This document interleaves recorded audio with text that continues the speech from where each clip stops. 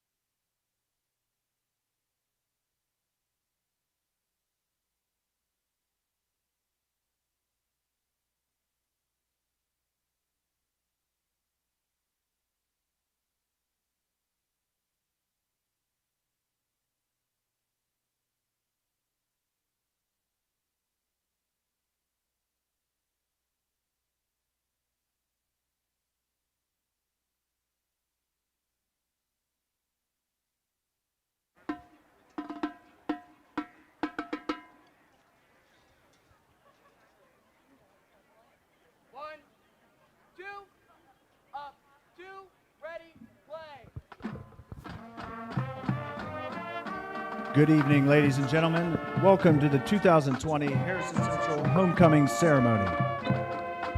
Tonight we will be crowning one lucky senior male to be the 2020 Homecoming King and a senior female to be the 2020 Homecoming Queen. The King and Queen will be chosen this evening by selecting the odd-colored rows. If you would please direct your attention to the 50-yard line, we will begin this evening's events by recognizing this year's male class attendants and King candidates. This year's freshman male attendant is Nate Fry of Scio. Nate is being escorted tonight by his parents, Nathan and Tara Fry. Nate is a current member of the football team, an active member of Pleasant Valley United Methodist Church, and was a 2-year National Junior Honor Society member. Freshman class attendant, Nate Fry.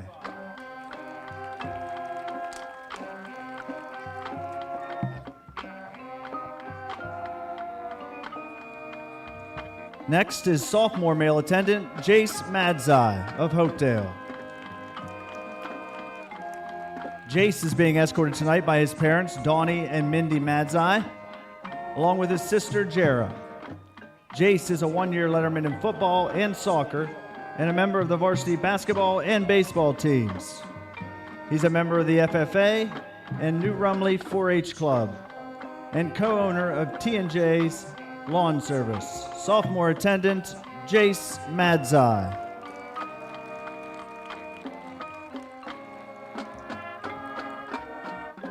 Our junior male attendant is Ben Pushcarriage of Caddis. Ben is being escorted tonight by his parents, Matt and Chris Pushcarriage. Ben is a 1-year letterman and captain of the soccer team, 2-year academic letterman, and 2-year Roritan scholar. He also participates in OMUN. Junior Attendant Ben Pushcarriage.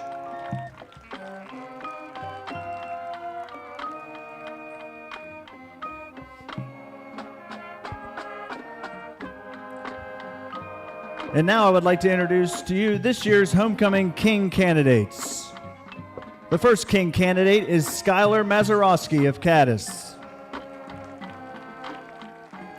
Skylar is being escorted tonight by his mom, Teresa Price, brother Justin Price, and niece Savannah.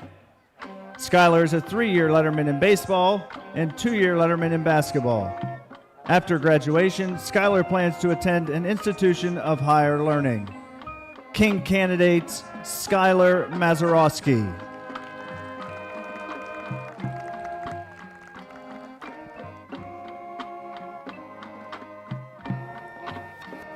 Our second King candidate is Kobe Mitchell of Cadiz. Kobe is being escorted tonight by his parents, Wayne and Tanya Mitchell. He is a 3-year letterman in football, where he's received First Team Buckeye 8, Second Team All-OVAC, First Team Eastern District, and Special Mention All-Ohio. Kobe is a 3-year letterman in basketball, where he is a 1,000-point scorer and the school's all-time leading scorer, along with being named 3-time First Team Times Leader, First Team Buckeye 8, and First Team OVAC. Kobe has also been named District 5 First Team, Eastern District First Team, All-Eastern District Co-Player of the Year, District 5 Player of the Year, and All-Ohio Second Team. He is also a 3-year letterman in baseball, receiving First Team Buckeye 8 and Second Team Eastern District. After graduation, Kobe plans to attend an institution of higher learning. King candidate Kobe Mitchell. The next King candidate is Jack Novotny of Cadiz. Jack is being escorted tonight by his parents, Peter and Kara Novotny. He is a current 3-year letterman in soccer, has participated in OMUN for 3 years, is a Ruritan scholar, and a member of the National Honor Society. After graduation, Jack plans to attend an institution of higher learning to obtain a bachelor's degree in computer science. King candidate Jack Novotny. The next King candidate is Sam Santilli of Hopedale. Sam is being escorted tonight by his parents, Kelly and Denise Santilli. Sam is a 3-year letterman in golf, where he is a member of the 100 Par or Better Club and had the first hole-in-one in school history. He's a 2-time All-Times Leader Team, 3-time First Team Buckeye 8, Second Team Eastern District, and Division II Honorable Mention. Sam is a current 2-year letterman in basketball and 1-year letterman in baseball, receiving Second Team Eastern District honors. He's a 2-year academic letterman, 2-year Ruritan scholar, and a member of the National Honor Society. After graduation, Sam plans to attend an institution of higher learning to study environmental science. King candidate Sam Santilli. Our final King candidate is Wyatt Wilson of Cadiz. Wyatt is being escorted tonight by his parents, Adam and Jill Wilson, along with his brother, Emmett. Wyatt is a 4-year FFA member, where he currently serves as the student advisor. He is a 3-year Ruritan scholar and a member of the National Honor Society. After graduation, Wyatt plans to further his education in a trade. King candidate Wyatt Wilson.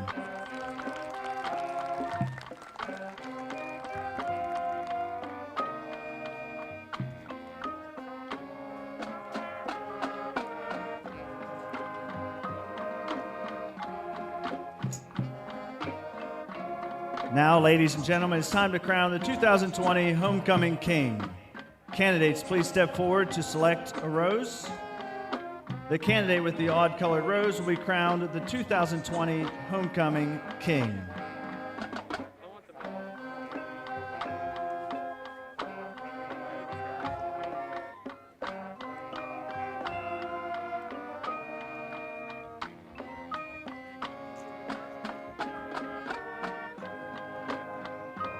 Gentlemen, You may unwrap your roses.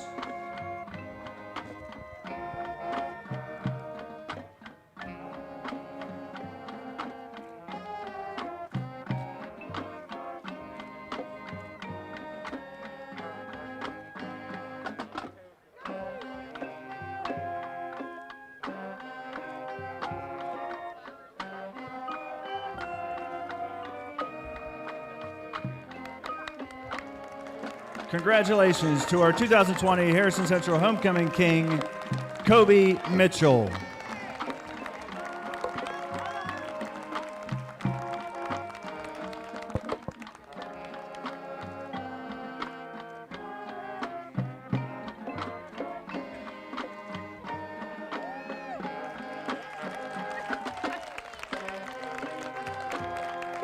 Again, congratulations, gentlemen.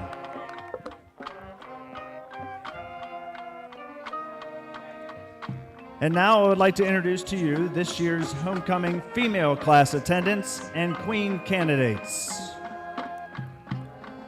Our freshman female attendant is Ava Carson of Hopedale.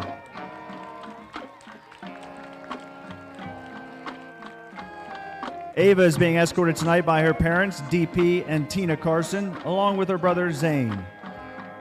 Ava plans to participate in basketball and track.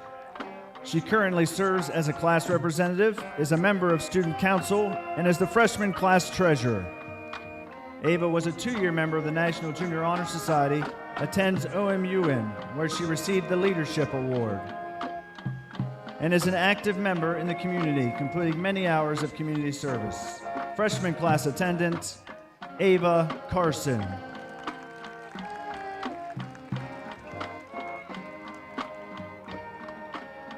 Our sophomore female attendant is Maddie Butler of Caddis. Maddie's being escorted tonight by her parents, James Butler and Amy Pappas, along with her aunt, Shelley Kaufelt. Maddie is a current 1-year letterman in volleyball, where she received the DIG Award, OVAC All-Conference, and District 5 Second Team. She is a current 1-year letterman in basketball, receiving Second Team OVAC All-Conference and District 5 Honorable Mention.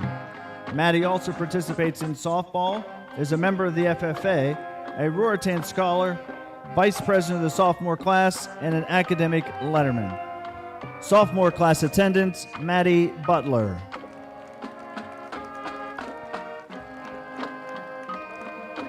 Our junior class attendant is Michaela Dunkel of Caddis.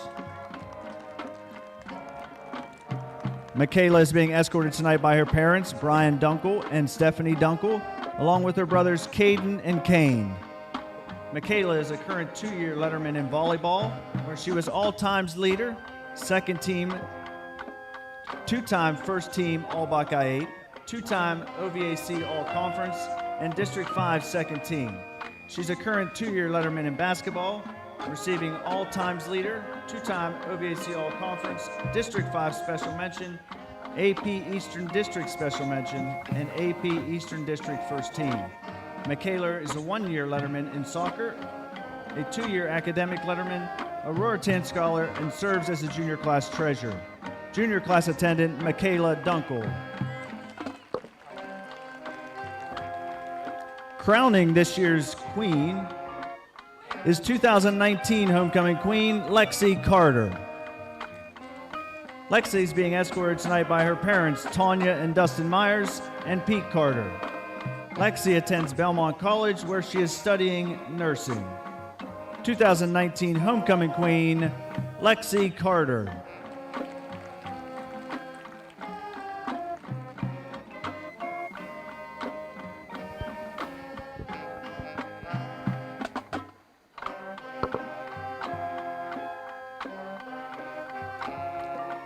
And now, ladies and gentlemen, I would like to introduce to you this year's homecoming queen candidates. Our first queen candidate is Audrey Corder of Caddis. Audrey is being escorted tonight by her parents, Dustin and Shauna Corder, along with her sisters, Anne Marie and Ashlyn. Audrey is a current 3-year letterman in volleyball, 2-year letterman in basketball, and 1-year letterman in track.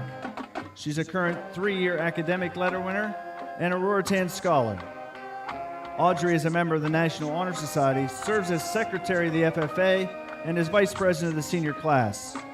She serves on the OVAC varsity board, is a student athletic training aide, a member of the junior fair board, and is vice president of the Royal Riders 4-H Club. After graduation, Audrey plans to attend an institution of higher learning. Queen candidate Audrey Corder. Our second Queen candidate is Caitlin Crothers of Harrisville. Caitlin is being escorted tonight by her parents, Aaron Capers and Scott Crothers. Caitlin is a 2-year letterman in volleyball, a 3-year academic letter winner, and a 3-year Roritan Scholar. She's a member of the National Honor Society, an officer of the FFA, and coaches youth volleyball. After graduation, Caitlin plans to attend an institution of higher learning. Queen candidate Caitlin Crothers.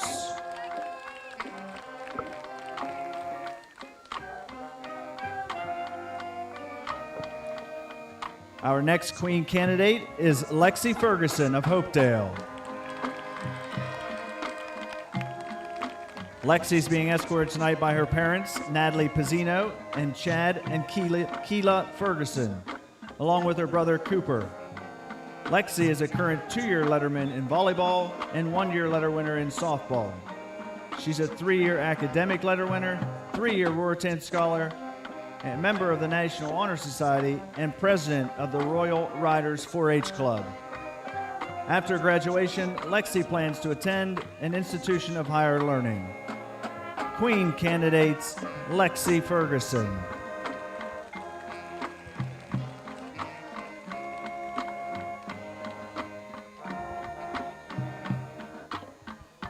Our next Queen candidate is Abby Joswiak of Caddis. Abby is being escorted tonight by her parents, Bob and Tessie Joswiak. Abby is a current 3-year cheer letter winner and has participated in softball for 3 years. She is a 3-year academic letter winner, 3-year Roritan Scholar, member of the National Honor Society, and participates in OMUN, where she serves as State Council President. After graduation, Abby plans to attend an institution of higher learning to major in human biology. Queen candidate Abby Joswiak.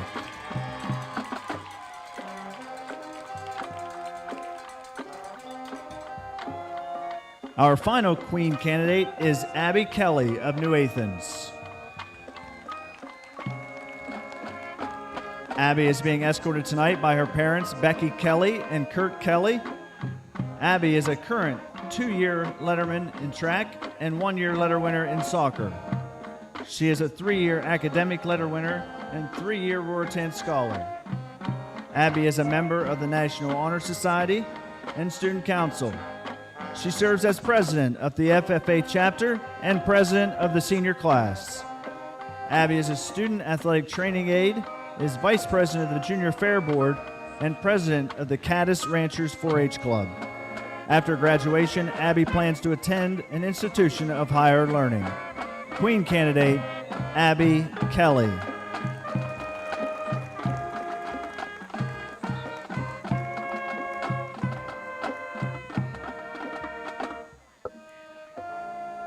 Now, ladies and gentlemen, it's time to crown the 2020 Homecoming Queen.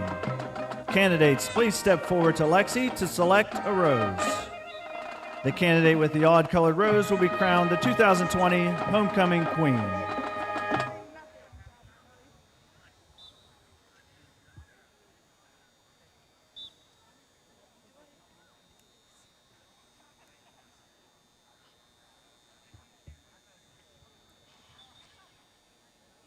Ladies, you may unwrap your roses.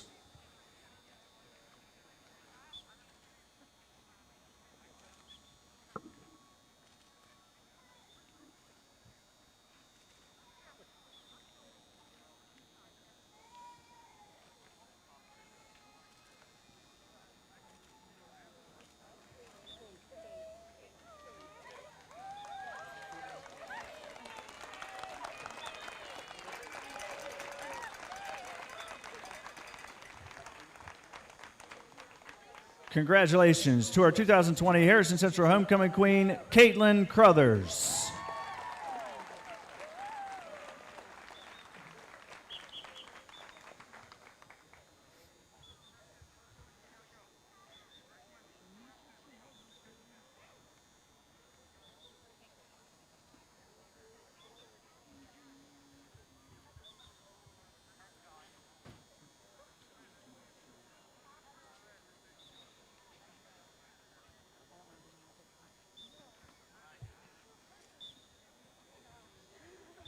Again, a big round of applause for our homecoming queen, Caitlin Crothers.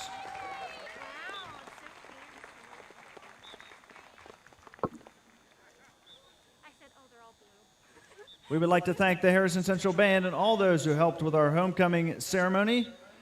This concludes the 2020 homecoming ceremony.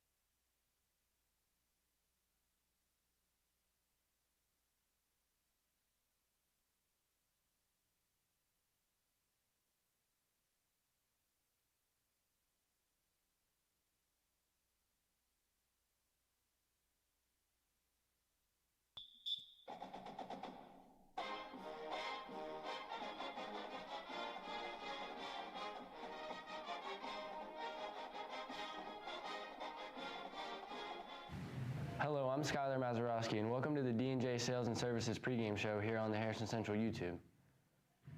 Before we get to kick off for tonight's game, we have a lot of great information we're looking forward to share with you. On tap for tonight's pregame show, we look forward to bringing you an update on fall sports, a preview of the playoff situation for next week, and a look around the entire Buckeye 8. Let's get it started by sending it over for a fall update. Hi, I'm Maddie. I'm here with two senior athletes to give us an update on our fall sports seasons. First, we'll head over to Sam with an update on the golf season. So our golf season went well. We finished with a 19-4 dual record. We finished second in the Buckeye 8 as a team and also finished fifth in the OVAC as a team. And we qualified for the district tournament last Monday, which will be held next Monday at Eagle Sticks in Zanesville. Okay, and Lexi, can you tell us about the volleyball season? You know, we're doing well. Our record is 7-8, and we obviously have some ups and downs, but we're coming towards the end of our season, and we're trying to pull through and get some more wins under our belt. And we won against Brook last night, and our postseason will begin October 17th. All right, thank you guys. For more updates on our fall seasons, make sure to follow the HD Athletics Twitter account. Now let's head back to Maz with the update show. Thank you, and be sure to follow those fall sports on the school's Twitter account. Next week, the Huskies will open up postseason play. Drake Watson sat down with Coach Hayes for an update. Hi, I'm Drake Watson, and we're here with today the head football coach at Harrison Central, Anthony Hayes. Coach, playoffs are going to be a little bit different this year. Playoffs start next week. Walk me through the process that was taken and the different steps that they had to do this season to change the playoffs for this pandemic season. Well, due to COVID and the circumstances we're facing, they changed the playoff format this year. That would include everybody in the playoffs, and then it would come to a coaches voting for seeds throughout the whole region. The top 6 seeds in our region would receive a bye, and the highest seeds after that of the other half would receive a home playoff game. From that point on, all the way until the state semifinals, the highest seed will host the playoff game. Right. Now, what do you think? Do you think this process or a variation of this process could work in future seasons for the Ohio State playoffs? Well, I think you can make anything work. I think it comes down to what the Coaches Association as well as what the school administration and OHSA can decide on together. I don't think the system was broken before. I think we're trying to add things to it, but I think what we did in the past would work and continue to suffice. But who knows? In these ever-changing times, we never know what's going to happen. Right now, towns like here in Cadiz, naturally a playoff game, whether it be home or away, if it were to be home, stands would be packed, cars all along the streets. That's not going to happen this year for any team. How do you think the atmosphere for all playoff games will be affected for this season? Well, yeah, I think from crowd noise and excitement, energy from in the stands, as far as numbers go, it's going to be less. But, I think that as far as players go, I don't think it'll have any bearing or any effect on them at all. The playoffs are the playoffs. The people who are able to get tickets to get into the game, I know are going to cheer loud and support us. And I'm sure there'll be quite a few people outside of the stadium cheering us on. So we'll make the best of the situation. Well, we certainly look forward to tonight and whatever will happen next week and the weeks to come after that. Thank you, and let's head back to the rest of the pregame show. Before we get to that playoff game Drake previewed, we have Week 6 across the state, and it brings us a lot of great matchups. Last week, Kobe and Johnny went 4-0 on their picks. Johnny, Union Local visits rival Barnesville. What's your thoughts on that game? Big rival matchup here this week for the Milk Jug. 2 coaches from Barnesville coach here at Harrison, so I'm going to go with them for this one. Kobe, last week's opponent, Martins Ferry, visits Wheeling Central. How do you see that one shaking out? They're both very tough teams. Both can run the ball very well. I think Martins Ferry's defense is the big difference in this one, and I think they'll take it. Johnny, in a few weeks we play Indian Creek. Tonight they visit Brook. What do you think of that game? Both teams are off to a slow start, but Creek's starting to get healthy again, and I'm thinking they're going to take this one. East Liverpool played West Branch to the wire last week. Tonight they visit Edison. What's your thoughts on that, Kobe? East Liverpool obviously has a very young team. Edison, one of the best starts they had here in a while, so keep the momentum going. I think East Liverpool's athletic ability would be too much for them to stop, though, so taking East Liverpool in this one. Tonight here in Cadiz, we have the Battle of the Coal Bucket. Last season, the Huskies went into St. Clairsville and pulled the upset. To preview this year's game, we're going to the hotline again and getting the thoughts from Seth Stasky from the Times Leader. Seth, welcome back to the show. Hey, thanks for having me, man. Pleasure to be here. Seth, last week you mentioned how the running game was Martins Ferry's advantage. Should we expect that again tonight with St. Clairsville? Well, I think so. It's a different kind of running game, more out of the spread. I think you'll see Tyler Tonkovich is more of an effective runner than Martins Ferry's quarterbacks. He's been banged up since the Wheeling Park game in week 2, but he's still a very smart runner. They use Jacob Jordan, a guy named Logan Shields, to keep an eye on. Had a really big game at Indian Creek last night. They got multiple guys they can use, and then once they bait you into that running game, they'll throw it over the top. And you got a home run hitter in Colin Oberdick. They're pretty balanced offensively. I think their running game will be big because of the way they're going to want to try to keep Harrison's offense off the field from what they saw last year over at St. Clairsville. I know they're going to want to limit the touches, and maybe that's the best defense for Kobe Mitchell and company, is to keep those guys on the sidelines. In rivalry games, you can often see upsets pulled. Last year, Harrison Central pulled off that upset, and it really changed the rest of the season. With the playoffs next week, what could a win for each team do leading into the playoffs? Well, on the Harrison Central side, it would be huge. Obviously, this game has no bearing on seeding or where each team's playing. The pairings will be announced on Thursday, so those are set. But to get a win in this game, a rivalry game with a trophy on the line, and it would be huge momentum for them rather than going into the tournament on 2 straight losses. St. Clairsville, I expect, will get a bye in their region in Division 4, so they're going to have a win would mean put a little pep in your step, if you will, for that bye week. And then if you lose tonight, the Red Devils have 2 weeks to stew on a loss, which could also be a great motivating factor. I think a win would be huge for Harrison Central, more so than St. Clairsville. Obviously, they want to win as much as anybody, but in terms of what lies ahead, I think the Harrison needs to win more so than St. Clairsville, just to build a little momentum. You go into the tournament off of losses if you lose tonight, you go in off losses to Martins Ferry and St. Clairsville. That doesn't bode well. We'll see. I think it's big for both teams, but with St. Clairsville having an extra week from now until it begins its playoff run, I think that the win would be bigger for Harrison in that regard. Seth, that's all the time we have for today. Thank you for taking the time to come on last week and this week as well. I appreciate you having me. Thank you very much. That's all the time we have here on the D&J Sales and Services pregame show. Now let's send it to Donnie Madzai and Justin Kropka on the call.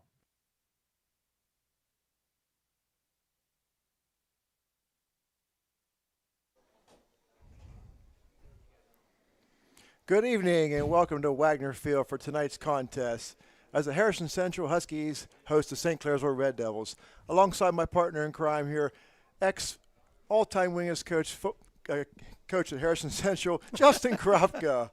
Hi, guys. We ready for some cold bucket football tonight? Cold bucket football. St. Clairsville comes in tonight's contest 5-0 with a big win, 41-7 win over over Indian Creek last week.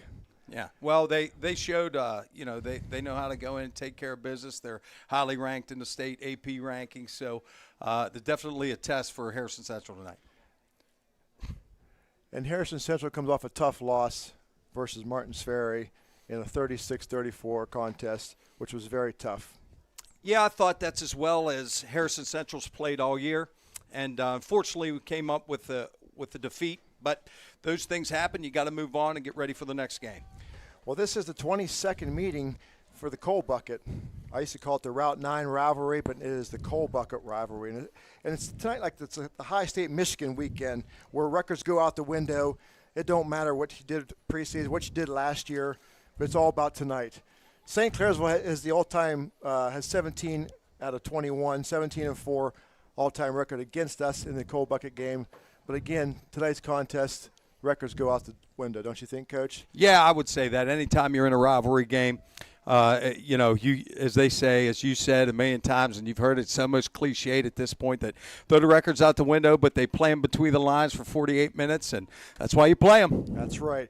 We're going to go to the keys of the game, Coach. What do you think? Okay, keys to the game. We'll start out with St. Clairsville here. Number one, I think St. Clairsville wants to keep this game in a phone booth. By that, I mean they want to keep the ball in between the hash. I think they have a distinct advantage up front. It won't be too hard to see once the two teams line up head-to-head. They have a distinct size advantage, and they want to keep it in between the hashes. The other things, and that leads to the next point, where they want to let the run game control the clock, limit Harrison Central possession. Anytime you're facing a 5-wide, throw it all the time, throw it all over the park kind of team, you want to limit the amount of times they have the ball, thus limiting the amount of big plays they can garner. They need to use depth to their advantage. I think St. Clairsville's a deep team, deeper than us. So I think we saw last week that Ferry's defensive line kind of got worn out there in the second half, having to chase Kobe Mitchell all over the field. So I think the frequent subs will be something they'll want to take care of early in the game, so they'll have enough gas left at the end. And the last two will always be the same. If you're an opponent of Harrison Central, you've got to get the ball out of Kobe Mitchell's hands under any circumstances. Any way you got to do it, get it out of his hands. Easier said than done. And last, as always, limit turnovers and limit mental mistakes. I thought Ferry gave us a chance last week by committing some of those, both turnovers and mental mistakes. And I think despite the fact they outgained us by 100 yards at halftime, it was only a 7-point game, and I think that's right where Harrison Central wanted, and that's kind of similar to what the deal will be tonight. As far as Harrison Central, it's the opposite. I mean, they want to make it a perimeter game. I think we have an advantage at the skill spots. We want to play outside the hash, more towards the numbers. We need to use that advantage at the skill spot. We need to make sure we're getting the ball in the hands of our playmakers, and they can spring it on any play, which we've seen most of this season. Third one is watch the 2019 film. Watch, rinse, repeat. I thought they did a great job last year of making St. Clairsville play our game, make it a track meet, keep it outside on the perimeter, and let Kobe Mitchell make plays. Again, same too as last week. Keep the ball in Mitchell's hands. I thought they did a good job of that last week, gave ourselves a chance at the end by having Kobe on a drive, and that's all you can ask. And, again, limit turnovers and mental mistakes, which I thought we did a great job of that last week, and I think it gave us an opportunity to win the game. You're right, Coach. You got it. Okay, we're about 1 minute from kickoff here. Both teams are taking the field here at lovely Wagner Field. Great night for football. A little colder than last week, but this is what you want in a rivalry game. Got to love this time of year. There's a little bit of nip in the air. Obviously both teams wanting to win this game, wanting to win the coal bucket, which, obviously you said we've only won 4 times in the history of our school, one of which was last year, and we've never won it 2 years in a row. So I'm hoping, if things go well for us, maybe we'll get a shot to make school history tonight. Well, Brent McLean brings the team in at 5-0. You know a lot about Brent and what his style of offense is. Brett and I came up together as young coaches. Both of us got our respective jobs at Harrison and St. Clairsville when we were young. I think he was 24, I was 26 when we got the job, and we kind of grew our programs together, and both of us were ascending. So for a long time, we were the only two kids on the block. There was an old guy. We used to call it the little kids table. There was nobody else our age, so we kind of were almost forced to be friends through coaching. Instead of new kids on the block, was the young kids on the block. Yep. Well, Coach Hayes, a Harrison Central-born guy, graduate from Caddis High School in 1996, brings his 3-2 Huskies into the game for a tough test tonight. But I think, like I said, the records go out the door tonight. Right, and I think Coach Hayes understands that. He'll try to get his team in the right mindset, which I think he had last week. And all they have to do is be in the same frame of mind they were last week, and I think they'll be fine. Great. Okay, looks like Harrison Central is going to receive the ball tonight. Back deep for the Huskies is Kobe Mitchell and Trevor Carmen.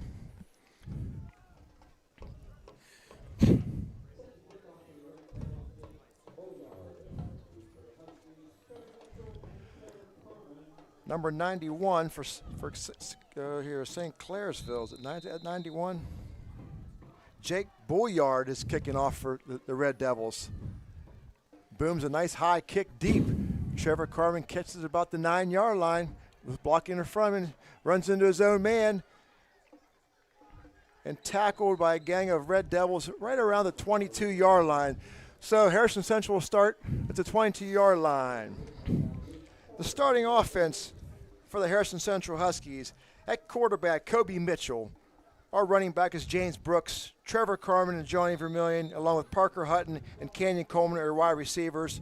The offensive line is made up of Cabot Arball, Nathan Bertolino. At center is Lucas Thomas, along with Matthew Smith and right tackle Ron Pauley.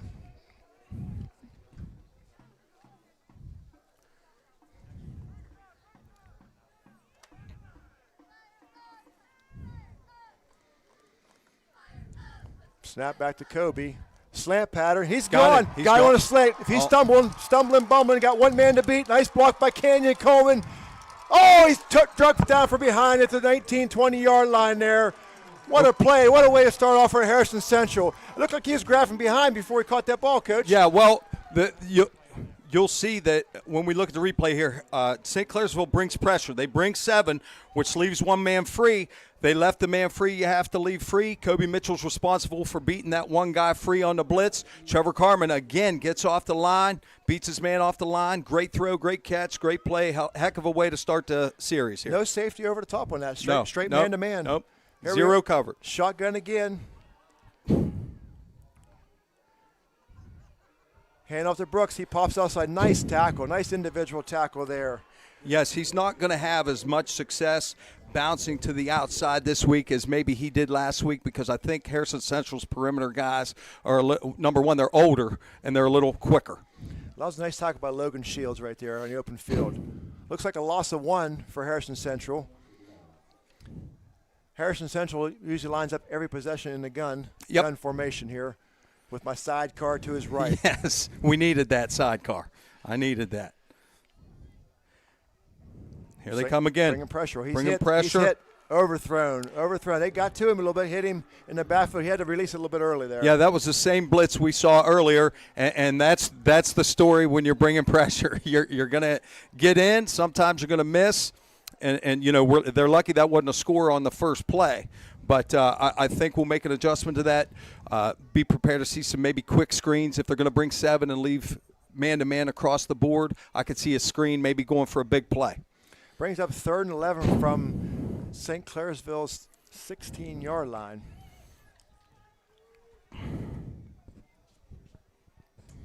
Snap back to pass. Blisher, overthrows. He had him out in the flat, too. Yep. And that was a good call. Sometimes, and that's what the pressure does. It screws up your timing a little bit, and it makes you throw maybe a little quicker than you want to. They were going to have the free safety come out. I wouldn't be surprised to see them going back to that play, but that's almost like a screen. Yes, exactly right. But they held the blitz up quick. But he got in there and made a nice play to make Kobe hurry that pass. I'm surprised that they're bringing 7. I thought maybe they'd bring 5. But they're bringing 7. They're straight across the board again. 4th and 11. Man-to-man coverage. He's got some time here. He's got a guy. He catches it. Yep. He got it. He got it for the touchdown. 16-yard touchdown. Kobe Mitchell to John Vermillion. And that was just a flag route. He beat his man off the line. You'll see he's lined up as the inside receiver here. Beats his man off the line. Mitchell, a heck of a throw there. You'll see the corner drop back. Just missed it, but Kobe can put it in spots like that, man. That's what he does. That's 2 times in the last 2 weeks they've converted on 4th and goal from a far distance. Okay, with the kick, Jace Madzai knocks it through to give Harrison Central 7-0. No good. He missed that one? Oh, off to the left. Bad angle by his dad up here. Okay, we're going to go take a station break at 10:49 to play in the first quarter. Harrison Central 6, St. Clairsville Red Devils 0.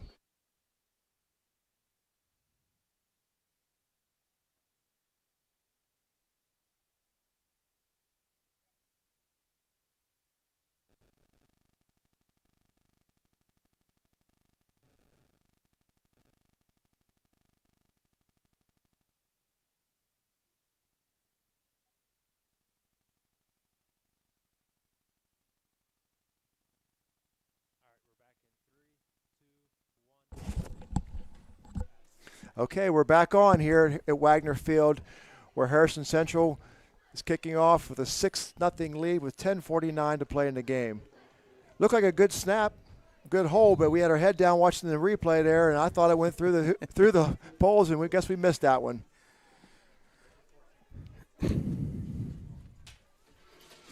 A squib kick down there, picked up by St. Clairsville's up man. Okay, the starting offense for St. Clairsville here. At quarterback, Tyler Tonkovich. The running back will be Jacob Jordan. Tight end is Will Balgo. The wide receivers, Colin Oberdick, Austin Dare, and Jared Starks. The linemen at center, William Smith. The guards, Jason Davenport and Joey Balgo. The tackles are Avery Henry and Jalen McCall. Tonkovich is the starter last year at quarterback for the Red Devils. Yep, and you'll see a lot of this where they go double tight, and it's a wing set. That's a good job by Harrison Central filling a hole there. You'll see a lot of outside zone, inside zone, power game, and play action off of those plays. That was a nice tackle by Matthew Smith, boy. Yep. He snuck in there and made a nice play. Yep. Personal foul. Personal foul on the Red Devils. The starting defense for Harrison Central.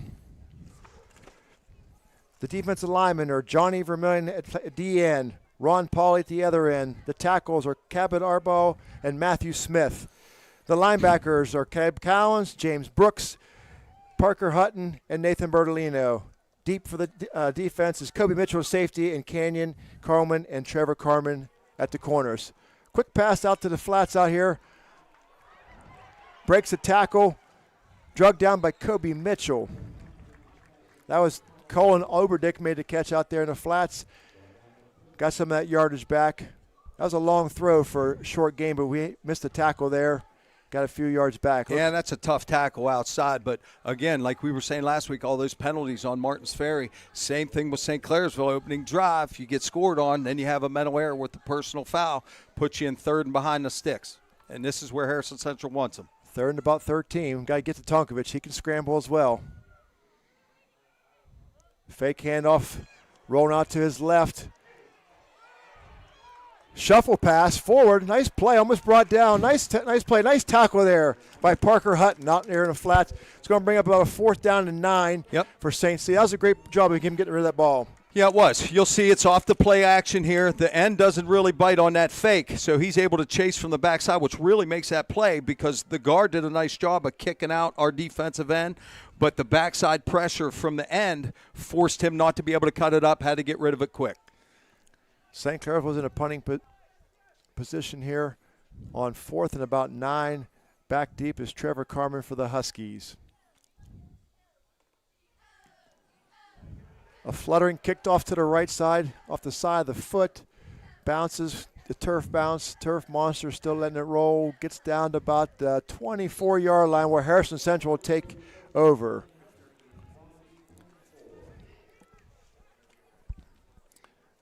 Okay, the starting defense for St. Clairsville this evening. The D tackles, Avery Henry, a big boy there, number 73. Mason McCourt. The defensive ends are Luke Joswiak and Reese Skaggs. The linebackers in the middle are Carson Woodford, Logan Shields. On the outside is Drew Sefcik and Will Balgo. In the secondary, the safety is Austin DeRay, and the corners are Dominic Panapucci and Jaron Starks for the Red Devils. Looks like man across the board again on defense. Man across the board. Kobe's dropped out of it. Step back in Bring the zone. It 5. And that's more. Carmen. That's more what I thought they would do, kind of bring 5, disguise the coverages, and try to cross Kobe up, which is a tall order. He started 30 games, So, but they cannot give him the same look, or as we've seen, he'll pick you apart. And I'm about ready for Kobe to just take a step back and run that draw. That quarterback draw is about ready to come out here. But that's the thing. If you don't know if they're bringing pressure, it's tough to call that. And they brought up the middle last time. Yep, and they will. Bringing 5 again. Kobe's back. Got a guy. Johnny Vermillion across the milk. Nice tackle. Made a man miss there. Yep. Brought down by Jared Starks right there with a nice gain. Yep. That was a great job. Again, these guys are beating them off the line. The receivers from Harrison are beating them off the line. So I wouldn't be surprised now to see St. Clairsville drop out of that man coverage. Play a little more zone behind back there. Yep. Maybe hoping the big guys up front can get in there. But our offensive line's been good all year, Coach. They've done a nice job, especially pass blocking. They're not that big, but they're athletic. Hand off to Brooks. See, here's where I think their size is going to give us problems when we're trying to run the ball. But you have to run it just enough. Just to keep because honest. if not, those guys they're going to be able to pressure every play. Got to keep an alignment on. So that's a loss of 2 on that run there by Brooks. Brings up 2nd down and a long 11, possible 12 here. And I really like the single back look for Harrison because, again, it's the same thing. There's still a threat of run there, but they've honestly been doing very well out of the empty set. So don't be surprised if they go back to that here shortly. Snap back to Kobe. Got a little bit of time here. He's got one deep with Carmen. It's going to be a tough, good coverage, real good coverage there by the Starks boy, number 1. Kind of forced him out of bounds, and it was a tough throw, tough catch. Yeah, we call that the look and lean at our level. You get on the hip. When you hear ball, you turn your head around, and you put that hip into them and ride them right out of bounds. But what a throw. That was a nice throw. Nice throw, but great defense there by Starks. There's been Starks down in St. Clairsville for years. 100 years. Their dad was my ball boy when I played college basketball at OU Eastern. You Really? believe that? Well, you did play in 1952, Coach. That was true. That's back when. How was the wicker basket? Oh, those Chuck Taylors killed my feet. Kobe's back, 3rd and 11 here. Weren't you roommates with Chuck Taylor? My dad was. Nice What a throw great and play. catch. Great play. Freshman Parker Hutton. There's the law firm, Parker Hutton. Nice play. And this is the downside. When you don't bring pressure, now he's got you in a pickle here. Makes a great scramble, rolling left, throwing across his body, hitting a guy on a run. I hope that people understand out there watching this game that most high school kids cannot do that. Yes. We're watching something special. We're hoping to get a red shirt year out of Kobe for next year. We're looking into it. He makes all Mike Valesco seconded that from the booth. He makes all 3 of our coaches a lot smarter. Kobe scrambling here, out of room here. Got somebody deep. Touchdown. He got him. Touchdown. He got him. Touchdown. Scramble to his left. Parker Hutton for the touchdown from 28 yards out. Again, it's the same thing we were just talking about. You don't bring pressure, and this is what the Harrison Central offense does to you. He creates, he makes a play. Eventually, coverage is going to break down at the high school level, and he always finds the right guy. And the defensive backer got caught looking in the backfield. Right, because Kobe because had a chance Kobe's to run. running. Yes. I mean, that is – they put you in a pickle every time because of him. I've said put you in a pickle a lot. I got to get a new saying because my other one I can't say on air. Yeah. And I'm trying to get rid of the side card. Harrison Central lined up to go to 2 because of the missed extra point, the first attempt. There's the fake. Kobe's scrambling. Throw the ball. Just throw it.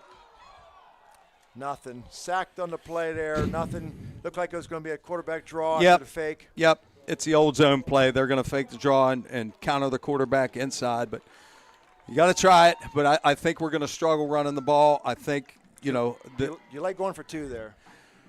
You know me, I always like going for 2. a lot of bad things happen. You got to get the snap, you got to block it, you got to kick it right. So if I got a guy like Kobe Mitchell from the 3-yard line, I'll roll the dice. You're right. And you know what? You only have to make one every 50%. All you got to make is half of them, make and you're 100%. That's right. It's like being 100% from the extra point line. So Right. You're right there.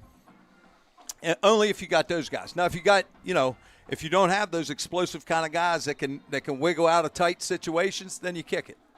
Otherwise, you end up chasing points. But I think that'll be I think we'll kick from here on out.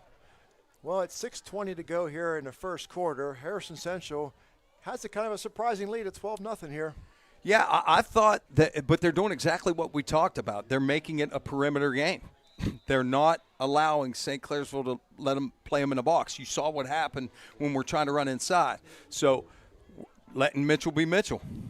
Mad's eyes kick. Squibbles one down to about the 30, picked up by number 31. He's going to take it down through the middle of the field. Good tackle. Nice tackle by Trevor Carmen. Austin DeRay was the runner for St. C on that play. Looks like it takes the ball out to just about the 40-yard line. It's marked. Got that orange bag on the field for the referee's sake, for safety and for COVID. Looks like all of our fans on the Harrison Central side is wearing their masks tonight, following all the CDC guidelines, which is a really good look for us. We're not used to following CDC guidelines. We're not used to following any rules around here. But you know what? You got to do it for these kids. Hand off the middle, Jordan. He's a tough little runner. he has Caddis blood in him. His dad's a Caddis guy. Moved to St. Clairsville. Love to have him back here. Well, I think in my time here, my over a decade at Harrison County, I think everybody's got Caddis blood in them at some juncture, right? Absolutely, absolutely. Spread the wealth. He got 4 yards on the carry. Takes the ball to the 44-yard line. Brings up 2nd down and 6. Pistol formation. Hand back to Jordan again. Running outside. Can't let him get out there. Brought down by James Brooks after getting about 14 yards there on the carry. And you can see in Jordan, he's a little more quick than fast. He might not have that 5th gear, but he's got nice side-to-side movement. St. C was speeding up to the line of scrimmage. Now they're looking to the left for a signal from coach. Get their offensive plan. It looks like they're trying to speed it out or on Harrison Central's 47-yard line. As early in the game as this is an enormous drive. Absolutely. You wouldn't. Mess up in the backfield. He has to keep it. Could be a big sack for us. He got away. Oh, it fell. Nice play by Tonkovich. He come back, got to the line of scrimmage. Might have gained 2 yards. Gained a yard there. Instead of an 8-yard sack, he hustled his way and got 2 yards out of that play. Yep. And again, we're seeing a couple of mental errors from the Red Devils here, maybe nerves. Brings up 2nd down and 9 for the Red Devils.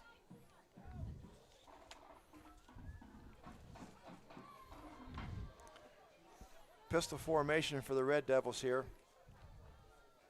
Logan Shields in the backfield. Straight hand off to Logan Shields. Looked like there was problems again. Oh, my Lord. 2-hand slam. That looked like a double-leg takedown. Coach Bryant would be proud. That was shoulder to shoulder. Shoulder to shoulder, both linebackers filling downhill. You watch Cowens and who's the other one there? That's Bertolino. Bertolino, boom. Hello. Boom. Good job. Good job. Good hard fill. I'm telling you what, his head's ringing out for that one. Pistol formation again. Flips out flat out here to number 8. Too easy. Too much cushion on that play. Well, I think they're going to, and it's not necessarily a bad thing, they're going to make St. Clairsville earn it. They're not going to try not to give up the big play. I think they got more guys in the box, and sometimes when you do that, you have to back your DBs off. So, it's give and get, like we always say. You got to give something to get something. That makes a 1st down on the reception by Colin Oberdick here. I probably had his uncle in art class over in college. I think his uncle. He's the only reason I passed art class at Ohio University. Martin's Ferry guy, right? Yeah. All good people are, aren't they? I thought Martin's Ferry or Caddis. Depends on who you ask. Straight run. Oh, he's not down yet. Another nice run by Logan Shields. He broke the first tackle. Ended up getting about 4 yards on the carry. Brings up 2nd down and about 7. And Caleb Cowens did a nice job of taking out the lead blocker on that one. He did a nice job.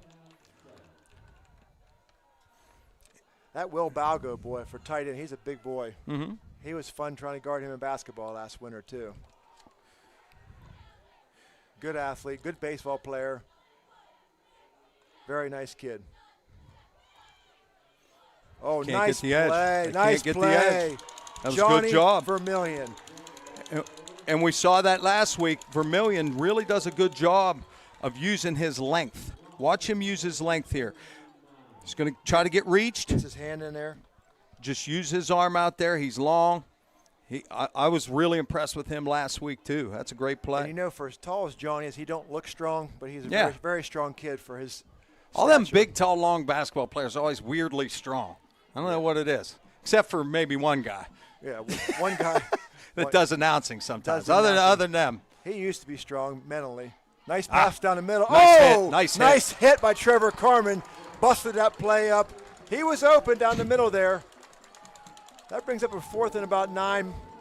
Yep, hung it up a little too long. I couldn't tell if it was the linebacker's drop that forced him to hang it up a little bit or it was just thrown that way.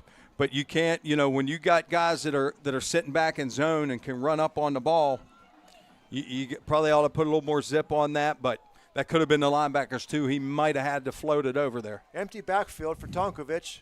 Back to pass. Here they come on the edge. Get it out in the flat. Nice catch.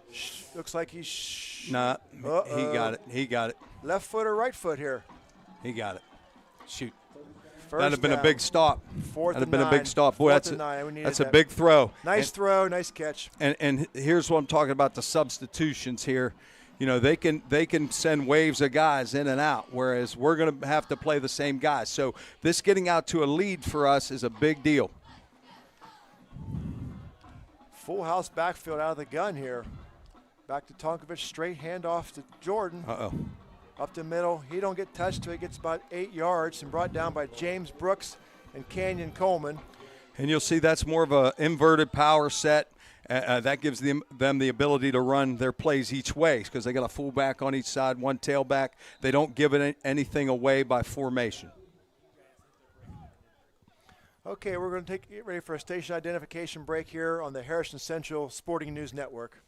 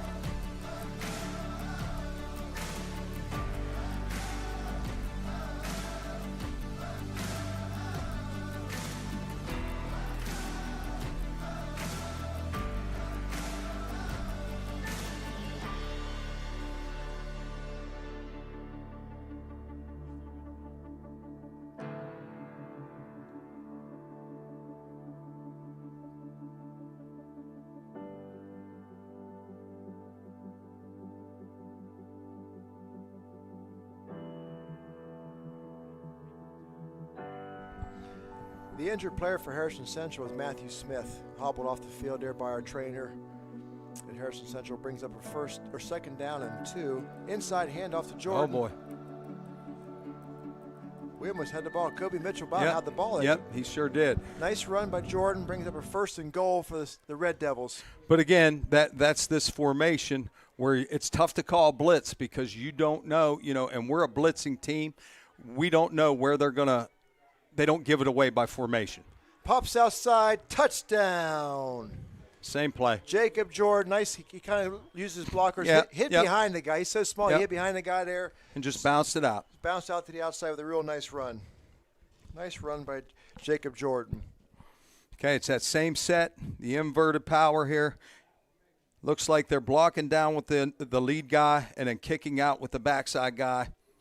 And that's a nice run. You just hide behind everybody, hat on a hat, and letting your back make plays. Extra point by St. Clairsville goes up. Goes way deep into the horizon here. Brings the score 12-7. Harrison Central 12, St. Clairsville Red Devils 7. Now we'll go to a station identification break.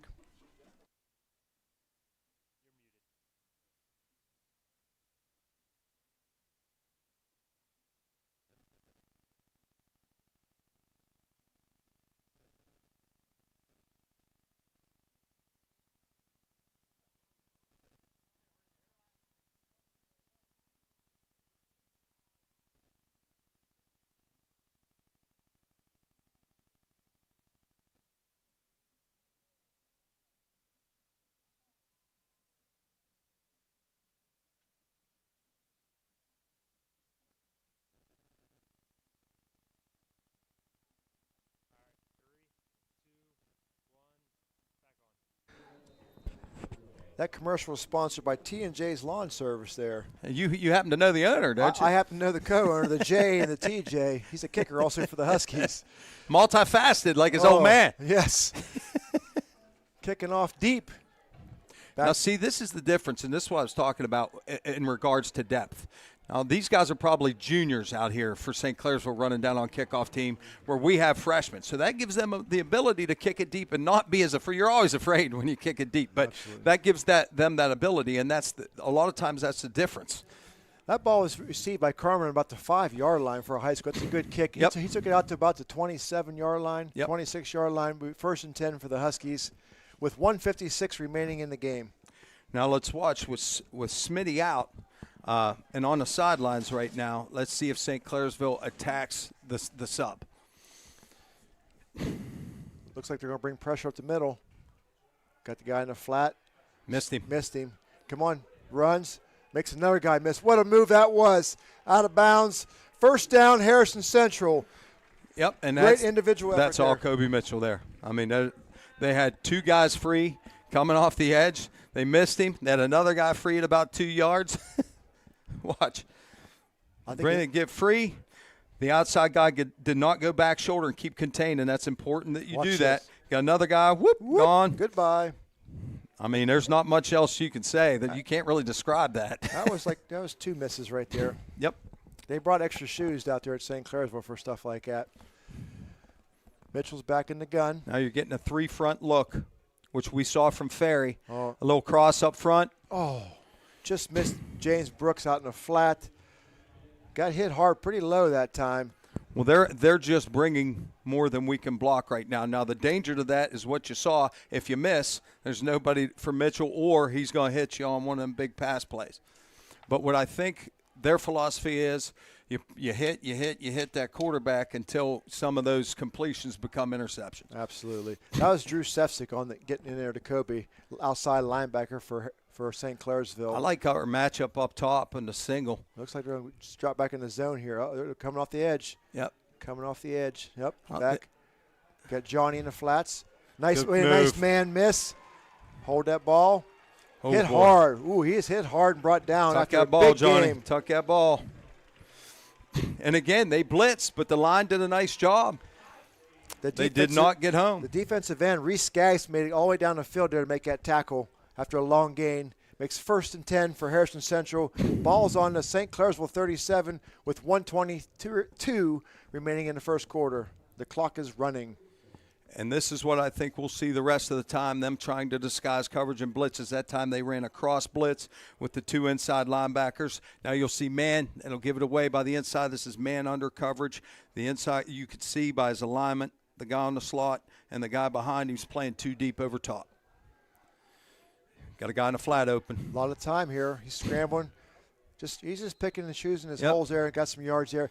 What I noticed that last 2 plays is that Harrison Central's letting the play clock run down and try to suck up as much time as they can on each possession now.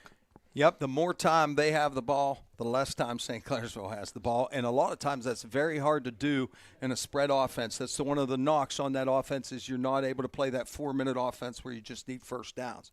But you can also convert on 4th and 11 the last 2 weeks for touchdowns. Absolutely. So there's give and get.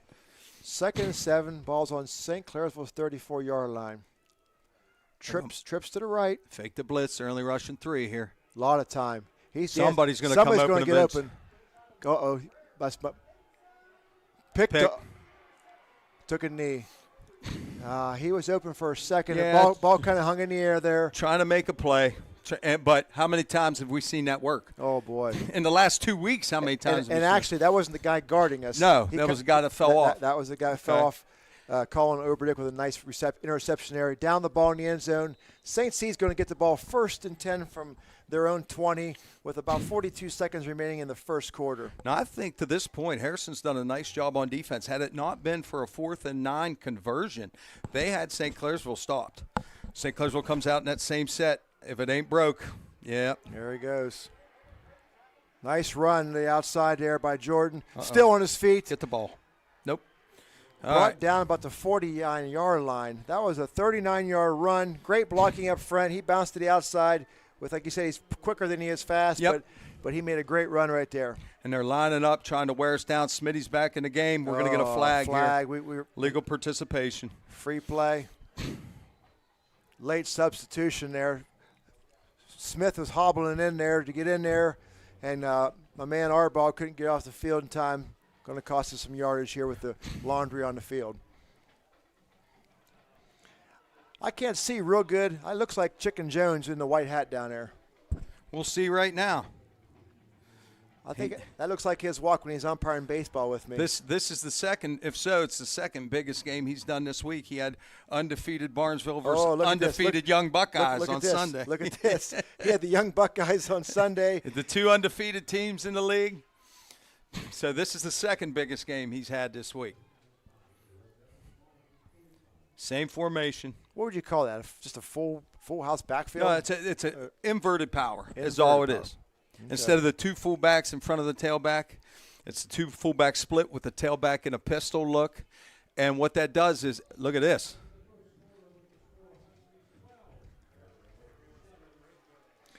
Okay, with the score, Harrison Central 12, the Red Devils 7. We'll come back after the station identification for our second quarter here at Wagner Field.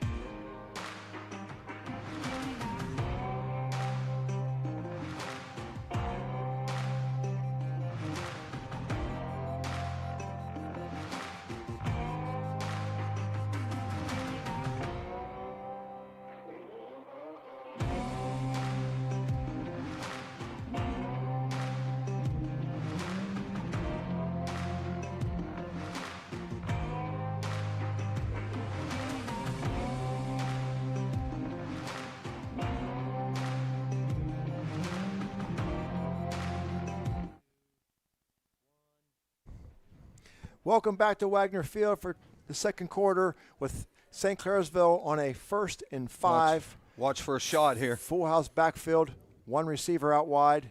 Nope. Tonkovich fakes, keeps it. Nice running ability. Missed tackle, another missed tackle, and brought down by Parker Hutton after about a 15, 16-yard gain. First down and 10 for St. Clairsville. Ball beyond the Harrison Central 30, Coach. That was an interesting formation. They had a, looked like 4 guys in the backfield, if I'm not mistaken, with the outside guy on. So how many allowed to have him back here? 600 if you're playing at St. Clairsville. Here, Okay. 4. Jordan, nice cut back. He gone. Yep. Touchdown, Jordan. It's that same look with the inverted power, and they're just looking where Harrison Central's putting their guy in the A gap, which means in the innermost gap, and they're running that way. That's all they're doing, and they're just beating us up front at the moment, which was what we were talking about before the game. You want to keep it in the phone booth, and that's exactly what they're doing. Most of their success has come inside the hashes. Jake Boyard on a kick. No good, right? Oh, that was good. Kick is up and good. What makes us score St. Clairsville 14, Harrison Central 12 with 11:25. Scoring drive was about 35 seconds there. 2 plays, touchdown, nice 30-yard run by my man Jacob Jordan from St. Clairsville. Yeah, and that's what, from what I saw on film, that's where they're the best, when they can just power, give it to Jordan. They got another quick little back in there, but I think they're most effective when Jordan's in there because he can make those quick little moves that you need to make if you're running power or the zone scheme. Make those quick little and get positive yards. If you've seen, it's all been positive yards when he's running the ball. So I would imagine they'll ride that hot hand. Big drive for Harrison Central. We need to answer here just to keep the game where we want it. We want it to be a one-score game at the end, like last year when Kobe Mitchell, made the play at the end of the game to win it. So this is a big drive to keep it. This is fine. This is fine for us. This is a track meet, and that's kind of where we want it. But we got to still run our leg of the track meet. We can't let this be a one-sided track meet.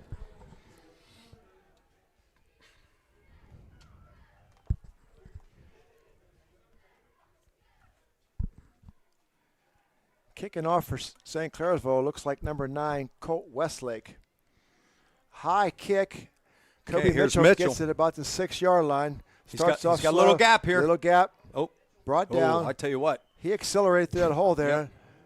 That was a nice tackle there by Austin Porter, number 10. St. Clairsville did a nice job on that of coming from outside in. The kickoff team, they did a really nice job, and I think that's more to confuse the blocking. But it looked like he had a gap there, and they closed it quick. On offense this year, Harrison Central has scored quite often. Yes. Yep, they're very explosive on offense, and they've given everybody trouble. I don't care who you are. They're going to give you trouble. Snap back to Kobe Mitchell. Plenty of time. Zips it in there to John Vermillion. About a 5 or 6 yard gain. Yep. They're giving little cushions now. They're backing off our receivers, so the underneath stuff should be there, Coach. Yep, and that's more Harrison's game. If you look, other than the scramble plays, you saw it against Belair, you saw it last week against Ferry, you saw it here tonight. Other than the scramble plays, their game is more the short passing game. Kobe's very accurate. Move the ball down the field 6-7 yards at a time. Take your shots when you need to. The strength of our game, we're getting about 24 points a game we're averaging, and St. Clair was only giving up 14 points a game on the season, Coach. So we're darn near their average right now. Straight hand off to James Brooks. He tiptoes through the middle there. Nothing going on in the middle, but like you said, you got to keep us on, keep them honest. You have to, and that's the best time to do it on second and short, so you don't put yourself in a third and long or a second and long. Hey, you got almost have it down to waste in this kind of offense. I'll take my chances on 3rd and 2. 3rd, 2.5, maybe 3. Ball's on the Harrison Central 35. Trips to the left. Single receiver wide to the right. Looks like they're going to give you straight 3 across the board. Backside flat should be open. They only rushed 3. Outside contain broke. Nice run by move. Kobe. Tuck that ball in, son. Makes a nice tackle from behind. Nice hustle play from behind by the St. Clairsville defensive guy to bring him down. Nice gain. Yep, they were covered. Kobe was very patient, waiting for the routes to develop. Covered. Pocket finally breaks down. That's Kobe Mitchell right there. Again, most high school kids do not make those kind of plays. That was a great tackle by Reese Skaggs from behind. Again, hustling down the field. Defensive end for St. Clairsville. I liked him. I've seen him. Straight handoff. Flag on the play. I've seen him on film a couple of times, the Skaggs boy, and he's a motor kid. Not only he looks like he was chiseled out of stone, but he's got a motor too. A lot of those guys. Go ahead, Coach. I'm sorry. Decline, illegal shift. Looks like on Harrison Central there. Decline by St. Clairsville. Loss of about 2, maybe 3 on the play. And here brings comes 2nd and 13. Here comes Cowan again. As we know from last week, we saw the draw play whenever he came in to play fullback. Maybe they're doing this to fool St. C, because I'm sure St. C saw that on film too. 3-by-1 set. Trips to the right. Looks like they're going to bring some pressure here. And they are. Picked up well by Harrison Central. He's open. Nice catch by Trevor Carmen. Yep, that's a rocket. About a 12-yard gain for Harrison Central. Brings up 3rd and short. 3rd and short. Nice route running. Nice throw by Kobe Mitchell. Great line blocking by Harrison Central. Yep. They've done a good job all year. Like I said, for as young as they are and as inexperienced as they are, I think they've done a good job. And that's – again, that goes back to the short passing game and just enough of a running game to not put those guys in bad spots. 3rd and 1, keeper by Mitchell. They were ready for that. St. Clairsville was ready for that. Yep. Brought him down for a loss. The fullback lead blocker, it seemed like he missed his blocker. The guy made a good play. Let's see the replay on that one. Well, we've seen them go to that draw in critical situations before. That's probably film study. But, if you're in Ty Kenny, the offense coordinator shoes, it's worked so many times. You have to and you're putting the ball in your best player's hand. It'd be different if, it was going to somebody else. But even if you call a bad play, Kobe can make something happen. It's a big play. Brings here. up 4th down and 4. Empty set. Empty set backfield. Don't be surprised if he runs it here. They rush 3. Got 2 spies on him here. Just two spies brought down for a loss. They had 2 spies on him here. Not much room. They kind of crowded from left side and the right side. Left both backers in to spy, and you'll see the 3 down linemen, they widen out to make sure they keep him contained in the pocket. That's their only job. If you notice, they're not pass rushing real hard. It's called a controlled rush. They're just trying to keep him in the pocket and prevent him from scrambling. So those 5 guys were there to contain Kobe. 1st and 10 for St. Clairsville. Illegal substitution, looks like again by Harrison Central. Well, sometimes that happens when you get an injury. A kid probably doesn't know Smitty's back in the game, and you're coming off a 4th down. As the coaches, you're trying to get your defense out there. One kid doesn't know, and that's all it takes. And that was a freshman into the game. Thought he was in the game because of the injury, like you said. There you go. And there, Nick Malone was hustled out of the game there, but we did have too many guys on the field. Try to get 11 kids to do anything. Yes. And then try to put 11 kids on the other side trying to stop them from doing that. Correct. And tell me how easy coaching is. Straight handoff to Jordan. Makes the Gotta make first that guy tackle. miss. Can't miss tackles. Nope. Kobe Mitchell drags him down after a gain of about 7. 1st and 10. St. C's on the march here. Now the freshman's going back into the game, so we need somebody to come out. Lucas Thomas, Get the other lined up freshman. there, son. We're not even lined up. Oh, boy. Oh, nice tackle. Helmet on the chest there. Caleb Cowens brings Jordan down for, again, about a gain of 3, 3.5, 4. You know, B-gap to B-gap, he's pretty impressive. He's coming off an injury, so he's probably won't be at 100% till probably this time next year. But I like the way he fills downhill, B-gap to B-gap. He's done it in every game I've seen this year. We just got to get that lateral quickness a little bit better, and I think he's going to be a heck of a player. Only a junior, right? Correct. He was a hitter when we had him in junior high. I know that. Outside of 14, drug out of bounds by James Brooks. And I noticed this on film with him. A lot of times he will bounce it outside. 14 likes to try to hit the edge, whereas 15, the Jordan boy, is more of a straight downhill runner. That was a nice run by Logan Shields. Brings up a 3rd down. We got Cowens as a sophomore. Okay. Cowens is a sophomore. We have him as a junior, but he is a sophomore. Nice run by Logan Shields. Brings up a 3rd and a manageable, about 4 yards. Full house backfield again, as you talked. Straight back to Tonkovich. Straight handoff to Shields. He went up the middle that time. Breaking tackle, spinning. Brought down by, looks like, Cabot Arball. Enough for the St. Clairsville first down, Coach. Yeah, they're just beating us up front right now. Again, we got freshmen and sophomores up there against this big, massive St. Clairsville offensive line.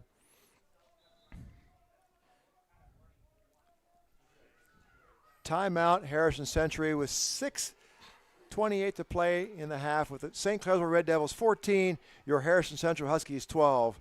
Now let's go to a station identification break.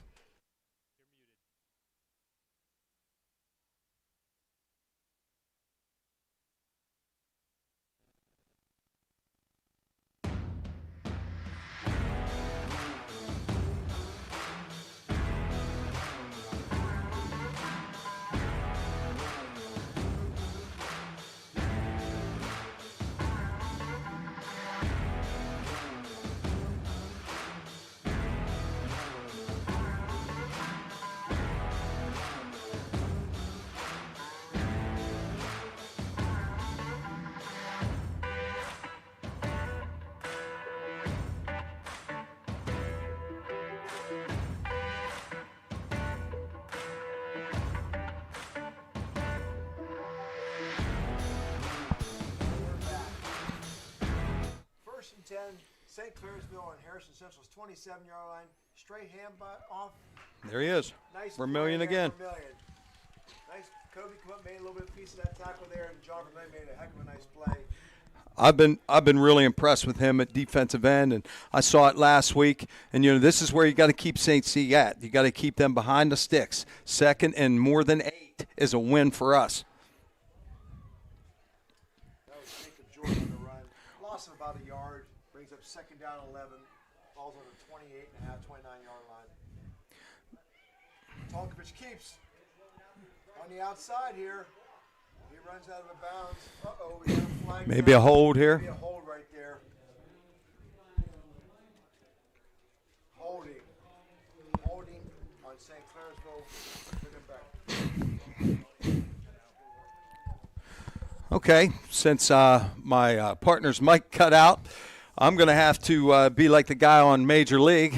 Running play. I'm Stop. back. There we go. I'm Okay. back. I'm okay. back. He's not the best play-by-play guy in the world for nothing, folks. He came back with a vengeance. I'm trying to save the network. You by yourself, we'd have to just throw it in the river. FCC. We'd have been in some trouble. We had to call Howard Stern. Okay, now we have, again, St. C way behind the sticks, 2nd and 20. This is not where they want to be. One back formation, straight hand, fake Picked off by Kobe. There's nobody in front. Tomkovich might have a chance. Nope. 40, the 30, the 20, the 10, the 5. Touchdown, Kobe Mitchell. Okay, off to play action. They try to hit this guy in the seam here. He'll come right off. Kobe sees it immediately, reads the quarterback eyes, pick, and bye-bye. Goodbye, Sally. One man to beat.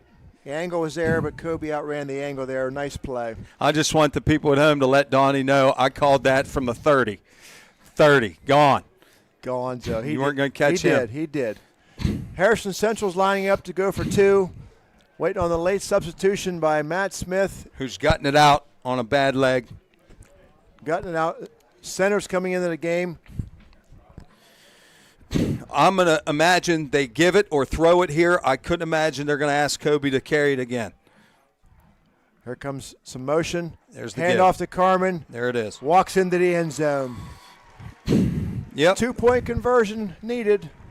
And it's good. Brings the score. Harrison Central 20, St. Clairsville 14 with 5:33 remaining in the half. Let's go for a station identification break.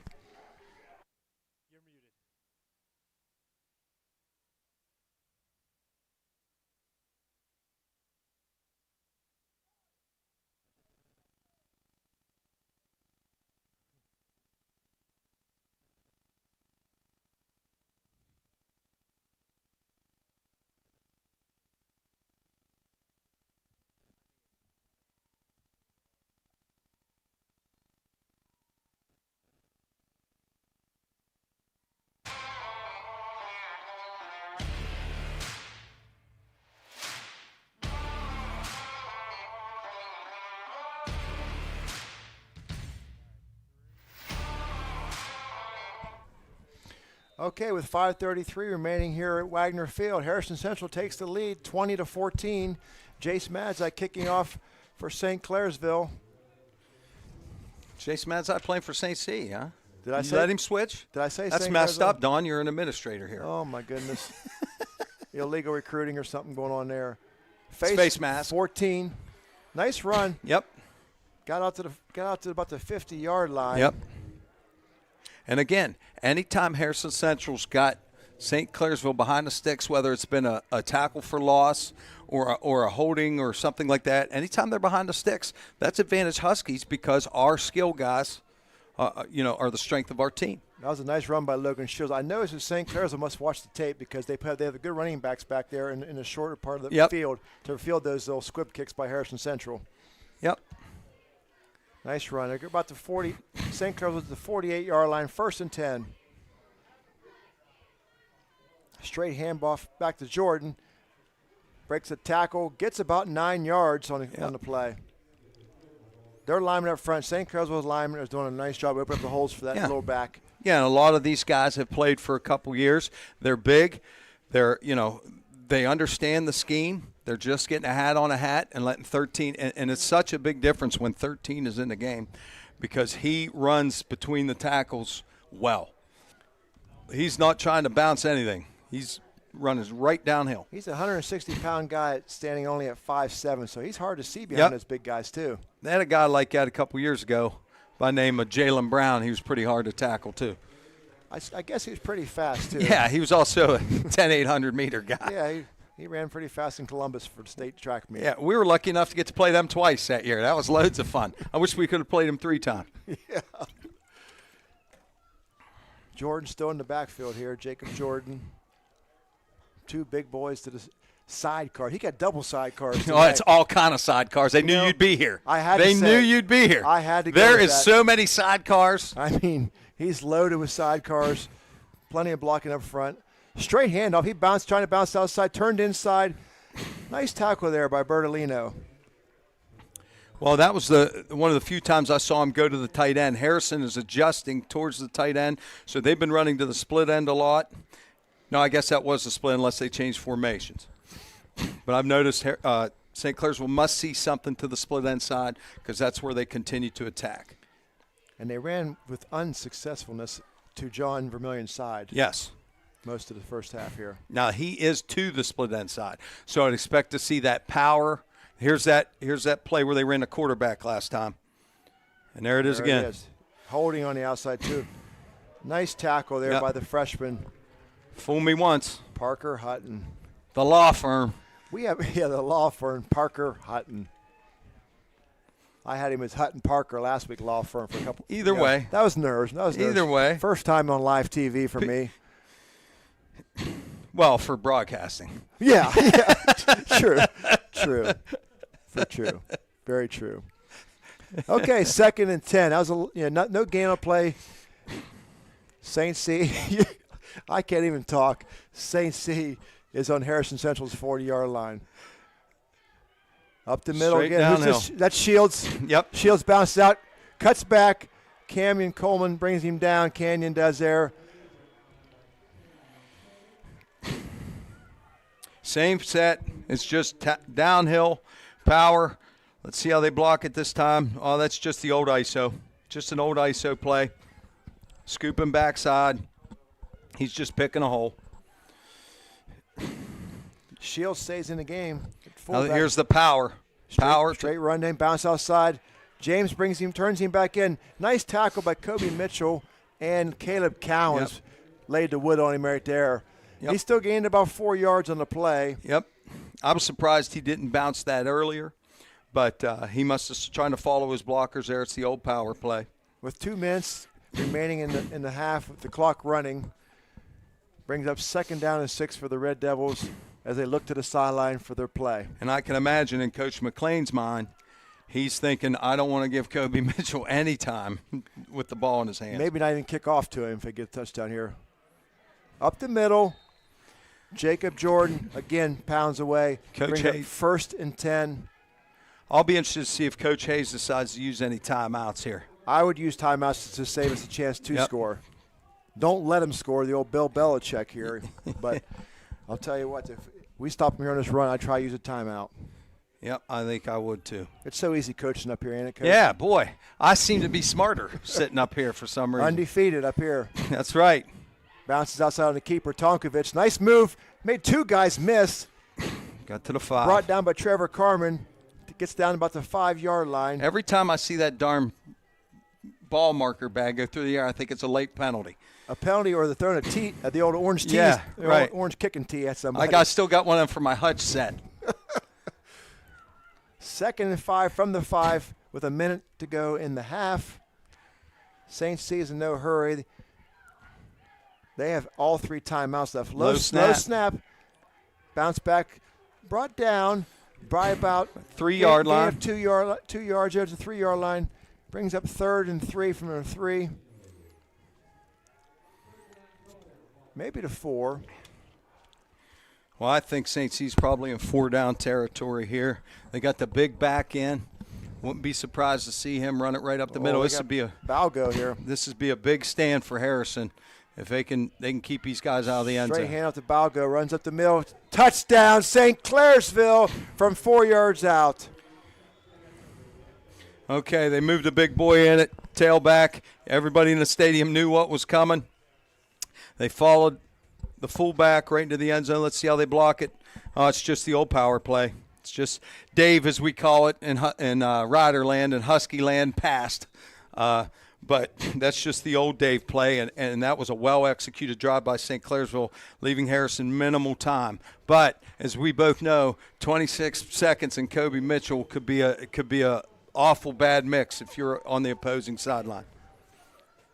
The extra point was good by Jake Bulliard, making the score 21-20 with 26 remaining in the half.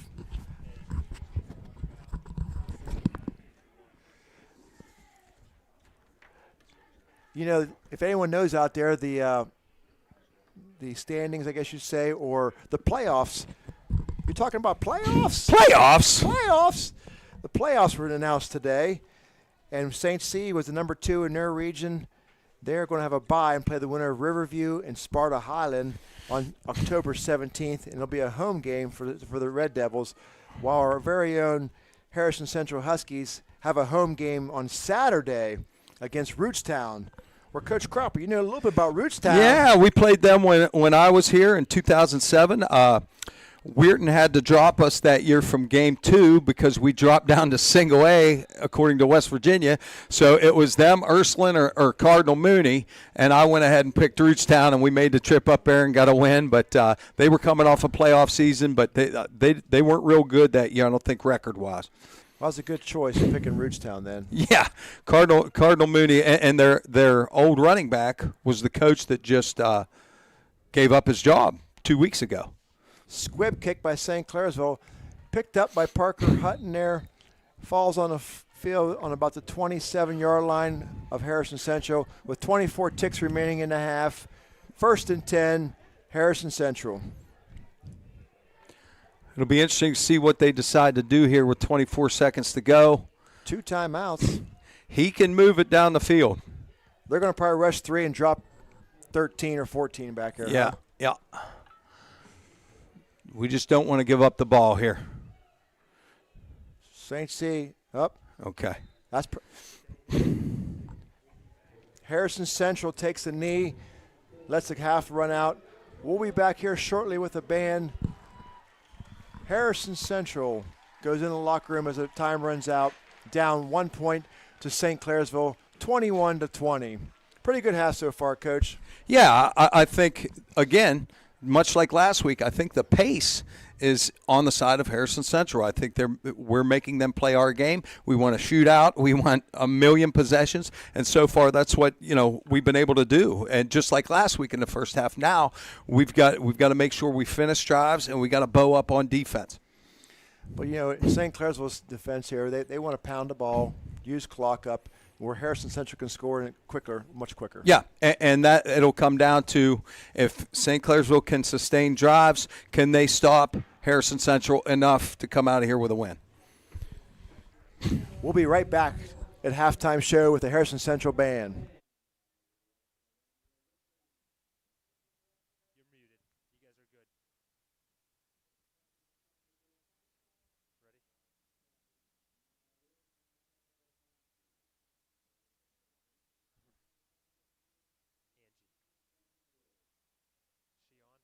Take a trip to the happiest place on earth with the Husky Marching Band. This year we celebrate our journey to the Magic Kingdom with Disney Magic. Tonight's performance will include a Zippity-Doo-Dah, Sorcerer's Apprentice, and the Mickey Mouse March with solos by Todd Stringer and Jenna Easley.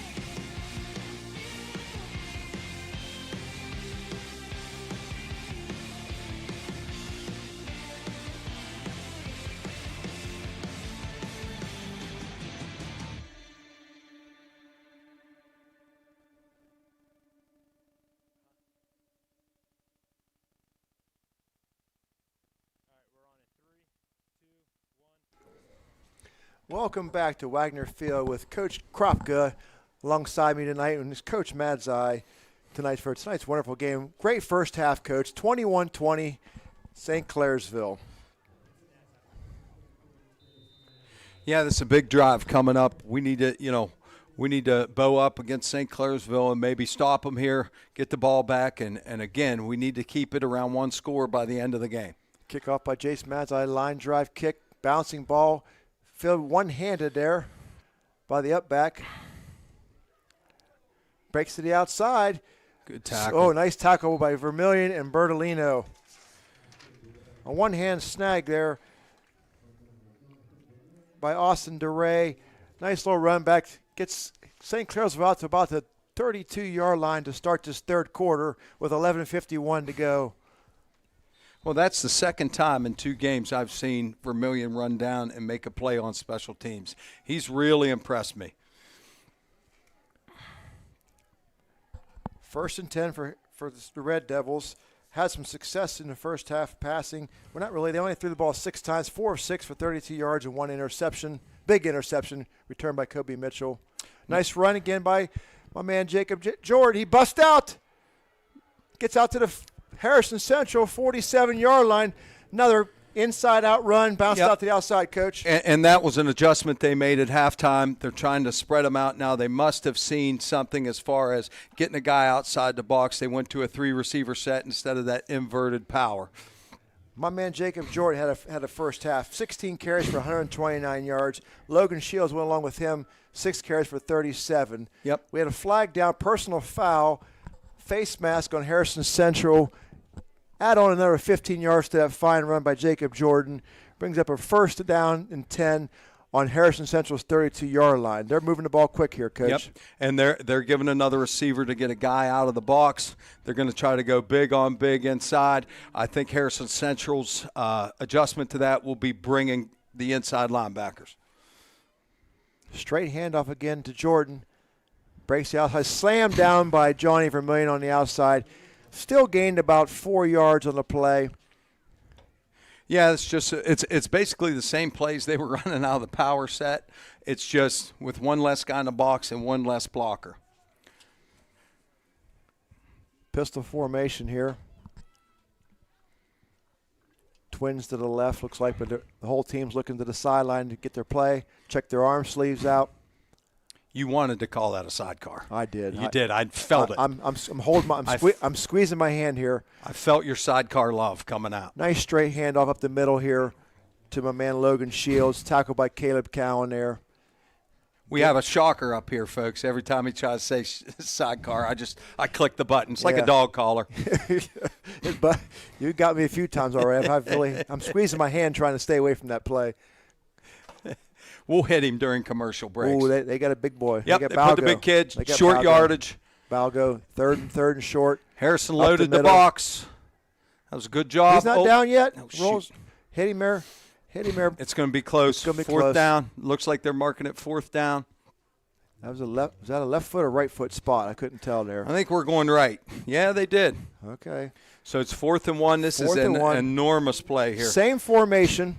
And they're going to Harrison Central's going to do the same thing. They're bringing a safety up in the box, which, as we saw from last week. Do they have the guts to pull this ball here? Do they have the guts to pull this ball here? I don't know. Yard? Everybody up in the box. Nope. Keeper. Tonkvist looks like he got enough. Looks like he's got enough for the barely enough. It's close. Barely enough. But I think if it were 3rd and 1, you're right. Did we hold or not? I can't. No indication here yet. They're going to bring the chains. Uh-oh. No, again. 1st down, Huskies. So that's a stop. Didn't even bring out and measure that. Didn't even measure that there. First big stop by Harrison Central. That was a big stop. That's a huge stop.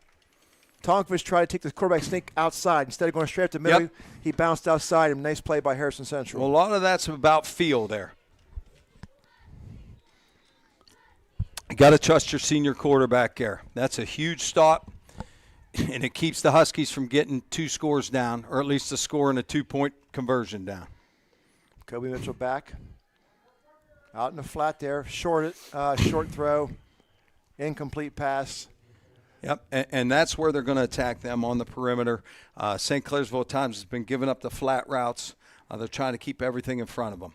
That's a long throw, though, for a short Yes. gain possibly, and he was up a couple little short on that throw. Yep, but 2nd and 10 doesn't bother Harrison Central as it would a team like Harrison Central or like St. Clairsville, because their offense is predicated on 10 yards, 10 yards, 10 yards. Whether it takes you 1 or 3 downs, it doesn't matter. If you complete one pass for 10 yards, it's still a first down. 2nd and 10. Ball's Good on delayed Harrison blitz Central. there. Oh, boy.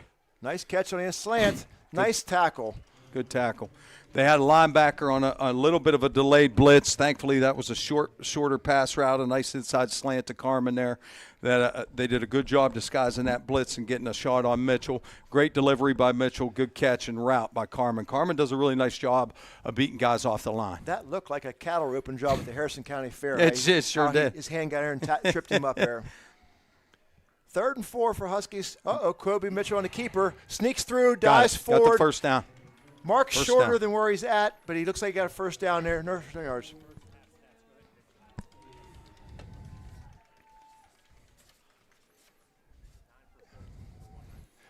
First half, Kobe Mitchell was 9 for 14 with 197 yards passing.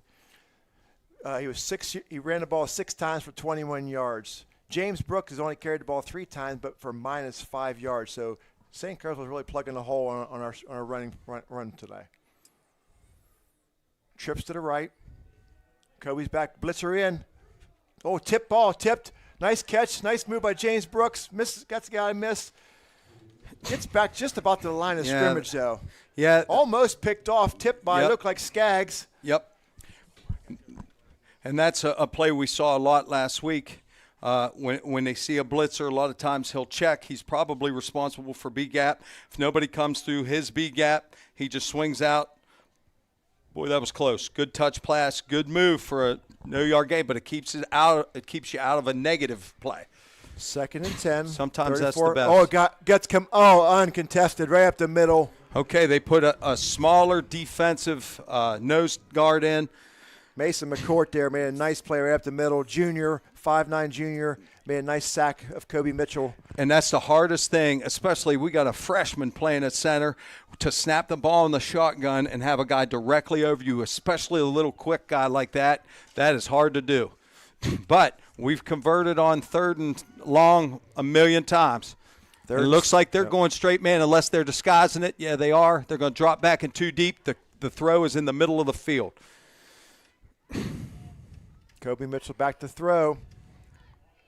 Out pattern. He picked off. Nearly picked off out there by.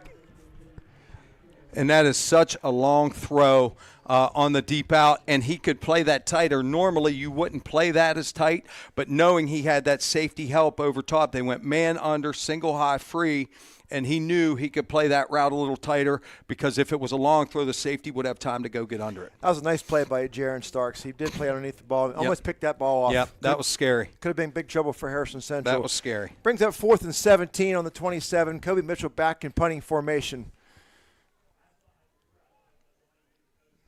He gets off a pretty good punt. That's returnable. He bobbles it on picks up off the turf. Oh, that's always the worst ones. Those are the worst ones. Oh, face mask maybe. Possible. Touched it. He touched it. Okay, good. He let go. Sometimes those are the worst ones when they bobble them because outkick your cover. Yeah, the guys, all their eyes go focused on that ball on the ground, and they miss the guy returning it. That was Austin DeRay, I think you pronounce that. Austin DeRay on the run. He ended up getting about 16 yards of that run. And let me tell you from experience, returning punts is the most fear I ever felt on the football field. That's why I quit playing football. I was a punt returner in junior high, and that ended my career. Because it's all a bunch of guys that been waiting all night to hit you. Sweep to number 8. Makes a nice cutback. One-man miss for a big gain. Yeah, that was just the old, Harrison does it all the time to Carmen. You put your slot in motion, and now your tailback becomes your lead back here. It's just the old sweep. It's reaching up front. That's an old outside stretch play. He picks his hole, finds it, does a nice job getting through it. Colin Oberdick on the run, on the old sweep bear. What do you call it, motion sweep? Or what kind of term? There's different kinds. You can call it a jet sweep, but that was a true zone sweep. Okay, we got twins to the left of the slot receiver. Yep. Sidecar. St. Clairsville got a sidecar. You love it. Timeout St. Clairsville.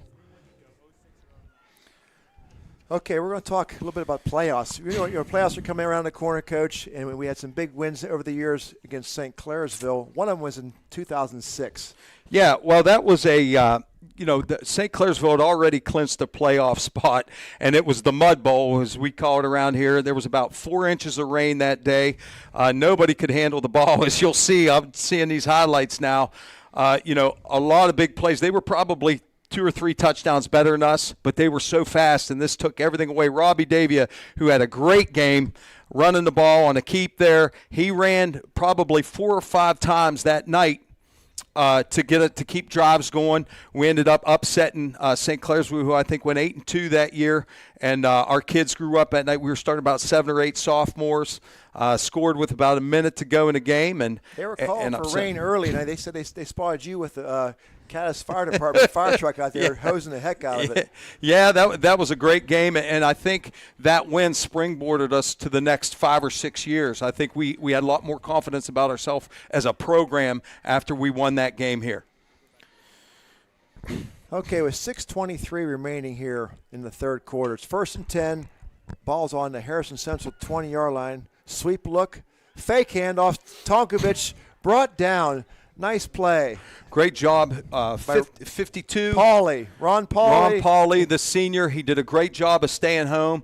That was a pretty good call by St. Clair's. After you hit him with that sweet fake it and keep, Ron Pauley did an excellent job of staying home, reading his keys, doing it the right way. And if you do things the right way, and the way you're coached, a lot of time it works out well. Cabot Arbol was also in on that tackle. Deep back. Option look. Tonkovich keeps.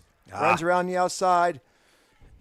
And if you'll notice, what made that play work was the block out here. I think number 7 here, the big kid. Watch this block. This is a long developing play. You have to keep your guy locked down for long. Look, 1001, 1002, 1003, 1004. He kept on his guy, had on a hat, finished his block, and that allowed Tonkovich to cut up. The OB actually did a nice job of staying on the pitch, man. That tight end, Balgo, I guess he verbal to Ashland University, Coach. Yep. Well, I'd rather him stay home at Wheeling. Off tackle run, touchdown, St. Clairsville from 11 yards out, Jacob Jordan. Another block by Balco. If we get the replay here, watch this. Another block by Balco. Block down. He's looking for the first opposite color jersey. Boom. Overthrow block, stays on his block, and it doesn't, that's what you have to explain to kids. It doesn't take a pancake block. If you just get in their shirt and stay with them, they can't make the play. Everybody wants to be Orlando Pace and have the pancake stacks on their helmet. What really springs guys, especially on the, outside the perimeter, is getting blocks and staying in them. Kick is good and up by Jake Boyard. Makes the score 28-20. Now, 09 was also a big win for Harrison Central over St. Clairsville for the Coal Bucket. We have both come in. It was as many of our games were in that era. Whoever lost was out of the playoffs. Whoever won was in. That was actually the first play of the second half right there. We were down. That old grass, Coach. Yep, we were down 12-0 at halftime. There's Alex Brooks making a play. We came all the way back. They were up 15-12. We had a minute to go. In the game, or 3 minutes to go, and we end up scoring with a minute, running our base 5 plays. The seniors told me at halftime, Coach, we need to quit being fancy. Give the ball to Ben Palmer, who's one of the best football players I ever coached, Eastern District Player of the Year. And I think you'll see it here. Here's the touchdown to win it with a minute something to go. Boom. And actually, St. Clairsville got the ball back and had a couple of things go their way and moved it down into almost scoring position. Cody Kaiser, the legend, makes the play, strips the ball. Jake Maloney falls on it, and it was a party in Caddis. That was a great game, one of the best nights of this guy's life, I'll tell you that. Kick is deep, drives Kobe Mitchell clear back to the 2-yard line. His foot even touched the end zone. He's kind of dancing around there, trying to find a hole. Brings the ball out to about to the 12, what is that? They got him marked around the 15-yard line, where Harrison Central will take over with 5:01 remaining here in the third quarter. 1st and 10 with St. Clairsville winning 28-20. Still a one-score game, and, there's no need to panic here. Keep calling what you're calling. It's been successful so far. I wouldn't change much. Trips right for Harrison Central. Again, sidecar. Again. There it is. There it is. There it is. There it is. Back to pass. Plenty of time. A little out pattern to Trevor Carmen. Makes the two guys miss. Nice hustle play. I'm telling you what. I think if I'm Coach McLean, I'm giving the old hustle award this week to Reese Skaggs. He does that. I told you. You know, that's what we talked about in the first quarter when we saw him make a play. He looks the part, but more importantly, he lives the part. He plays every play like it's his last. He dances every dance, and I'll have to tip the cap to the old man on that one, probably instilled from birth. And I think Brent should give him the hustle play of the game because his dad's his boss. Yeah. Oh, actually, yeah. So that's you might. good. Yeah, That's just always give him the hustle play every week. I'd give every week, every week. Defensive player of the week. And look for that bonus check. Nice draw play. Got some yards there. Yeah, real close to a first down by Kobe Mitchell. St. Clairsville messed up the blocking on that, and that's tough to block a draw when you get that twist action up front because it changes. And it's after the snap, and it changes your blocking assignment. So that was actually a good job of coaching by St. C. Still got the first down, though. My man Chicken Jones, first down, Huskies. With authority. With authority. Harrison Central's own 25-yard line. 1st and 10 with 4 minutes remaining, and the clock is ticking. Trips left. Kobe back. You only rush 3. Drop 8. 2 spies coming. Nowhere to go. They're dropping 2 like in the zone, so it takes away the underneath stuff, isn't it? We're going to get a hold here. Yeah. They have on our freshman center here, they have a quick little – they made the adjustment and put a quick little almost like a running back-ish nose guard there, and he's having his way right now with him. You're going to get that call every time. But I think – the adjustment would be now you're going to have to find a way to help that kid out. That's a freshman that's snapping the ball and having to block in a shotgun. People don't understand how hard that is to do, especially, 14? 14 years old. He is a good-sized kid. He's going to be fantastic. Yeah, he's going to be good down the road. He's had a good year. Great year so far. 1st and 10. Oh, no, I'm sorry. Big penalty there. We had our head down watching the replays. After the holding penalty, 1st and 26. Out pattern underneath. Carmen with the catch. Tucks it.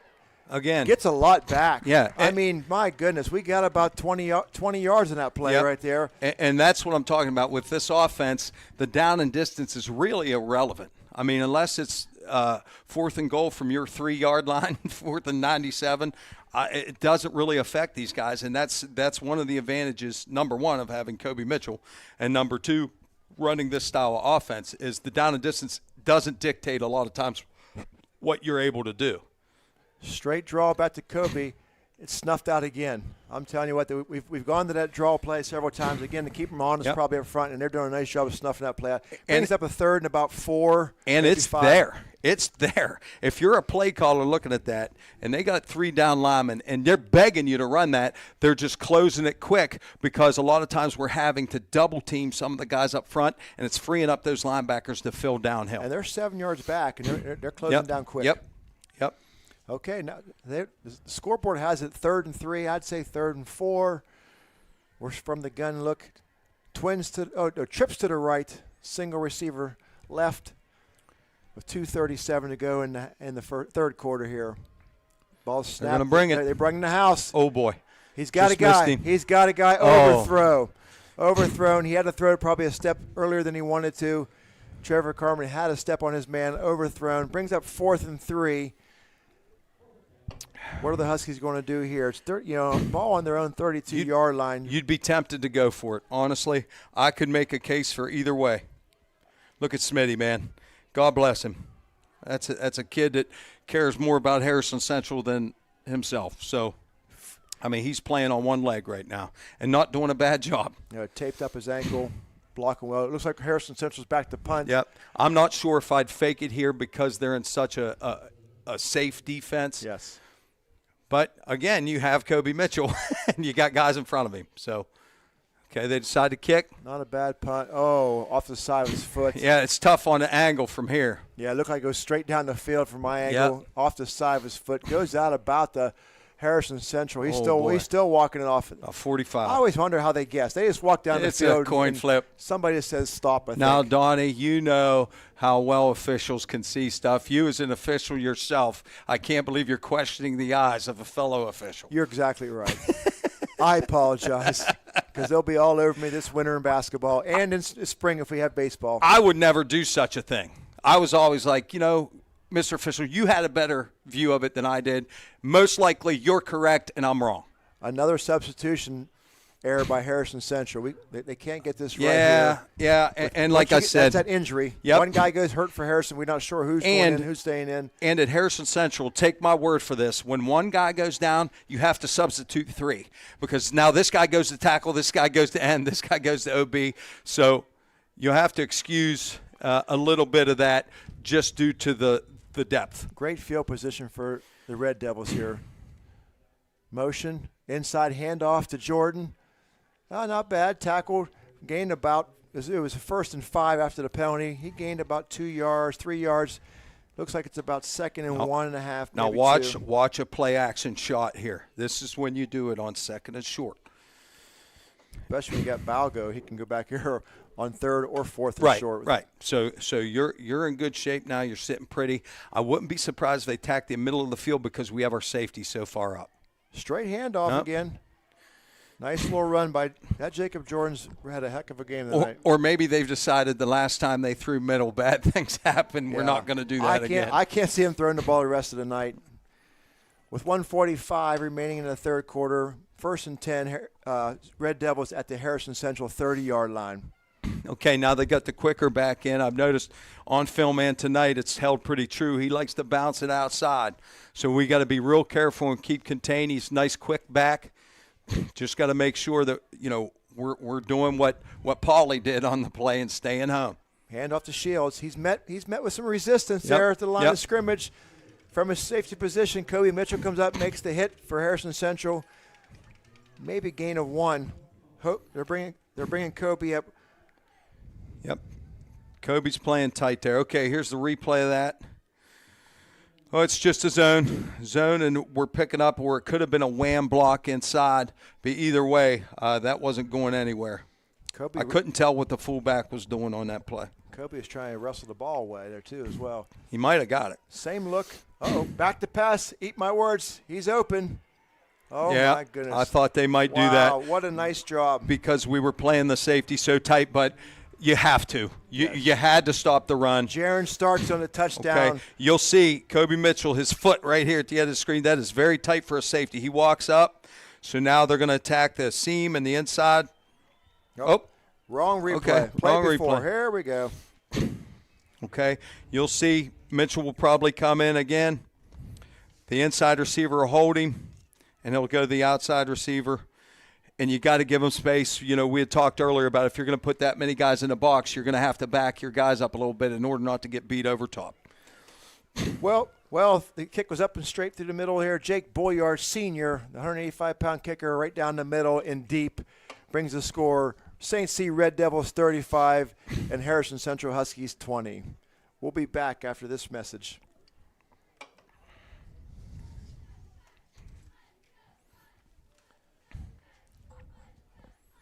Go to commercial.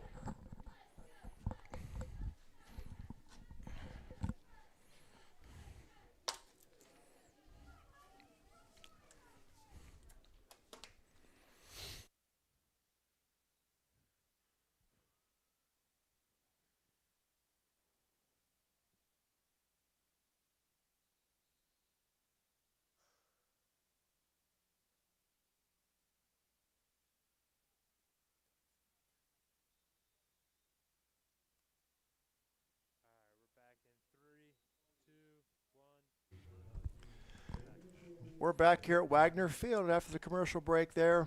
39 seconds remaining in the 3rd quarter. St. C's kicking off. Back deep for the Huskies. Trevor Carmen and Kobe Mitchell. Let's see how they play this here. Line drive kick. Scooped up by Trevor Carmen. Let's get it rolling here. St. C's got a good coverage unit in there. Makes one guy miss. Bounces to the outside. Good job. Nice little run. Brings the ball to just about the 30-yard line. Not bad field position. with 30 seconds remaining in the third quarter.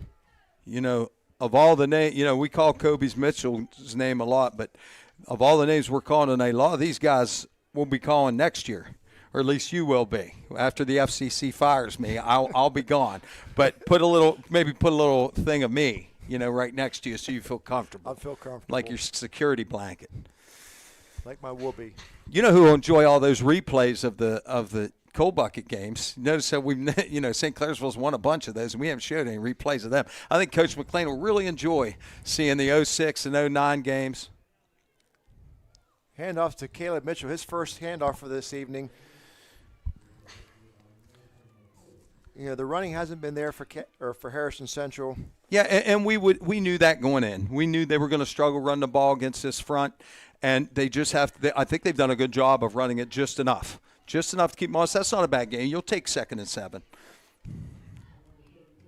That'll be the end of the third quarter, with the St. C Red Devils winning 35-20 over our Harrison Central Huskies.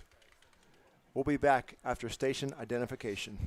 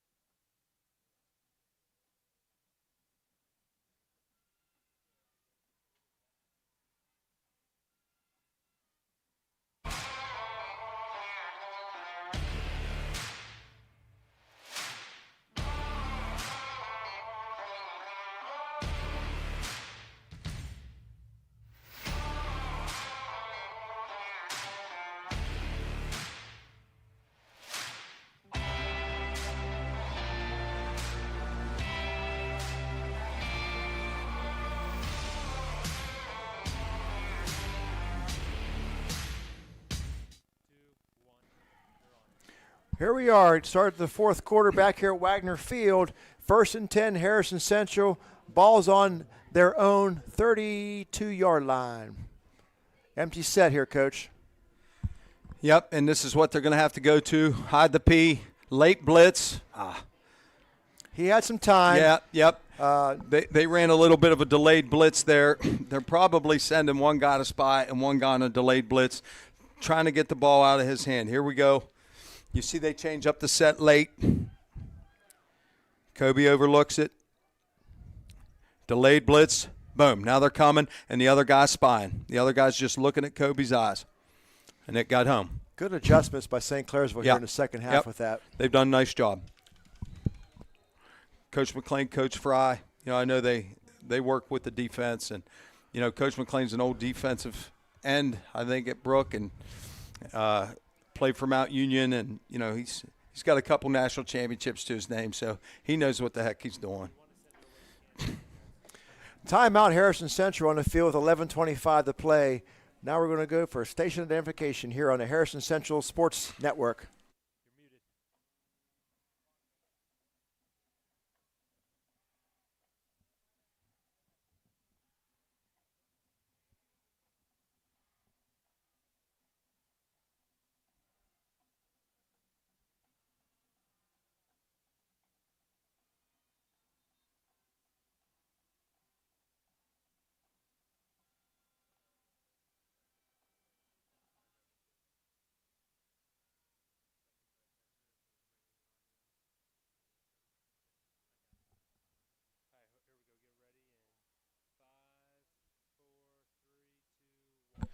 We're coming down the home stretch here in the fourth quarter. Coach Madzai on the call, along with his buddy, longtime friend and coach, Justin Kropka. We're having a little trouble lining up here. Maybe a double pass. 3rd and 10. Nope. Nothing deep. Lots of time. Nothing underneath. A little Got bit him. of John Vermillion. Nice catch by Johnny Vermillion. Yep. The line did an excellent job. They only rushed 3 that time. Yep. Give us some time. Same thing. The only difference was they didn't bring anybody, They were just trying to controlled rush, and I think they were trying to let the nose guard. Okay, they looped the nose guard outside and let him make. They got there eventually, but Kobe, as always, hangs in there, makes a great throw into coverage. 1st and 10, just crossing over into St. Clairsville territory Bunch on look their here. 47-yard line. Bunch look to the outside. They're bringing guys this time. Scrambles out. You got a hand on it. Get out. Go down. Oh, boy. He's got to go down. He's trying to make plays, man. Sacked on the play. They brought the house there. We didn't have enough guys to block or we missed it. And anytime you get pressure in the middle, that's the worst place to get it. You can always step up and avoid pressure on the edge. When you get pressure right in the quarterback's face, even if the guy's not free, if he's just driving the lineman back into the throwing lane, that's so hard to be able to avoid that, because if you avoid it, you're stepping right outside into the rushing lane of the defensive end. And the outside guys are doing a good job keeping contained. Yes, and they're controlled rushing. And they're delayed blitzing. They've given Harrison Central a lot of different looks. And they've done a nice job. Loss of 15 on that sack brings up 2nd and 25 for Harrison Central. There he is again. Oh, he gets hit. Gets hit in the backfield. That was that was an adjustment they made at halftime, putting a quick kid in and just letting him fire off the ball. And all he's doing is picking a gap. He doesn't have to go one way or the other. He's picking a gap where he thinks he can beat the center and doing it. I mean, he's playing like nose tackle. Mason McCourt. That was a great play by Mason McCourt. Nice job, boy. Yep. He's been giving them fits all night. McCourt's a junior, 185, 5'9". Like you said, pretty quick. Playing right over top of our center. Yep. It's quads out here now. It's giving them the quads look. And they go to the draw. Cuts back.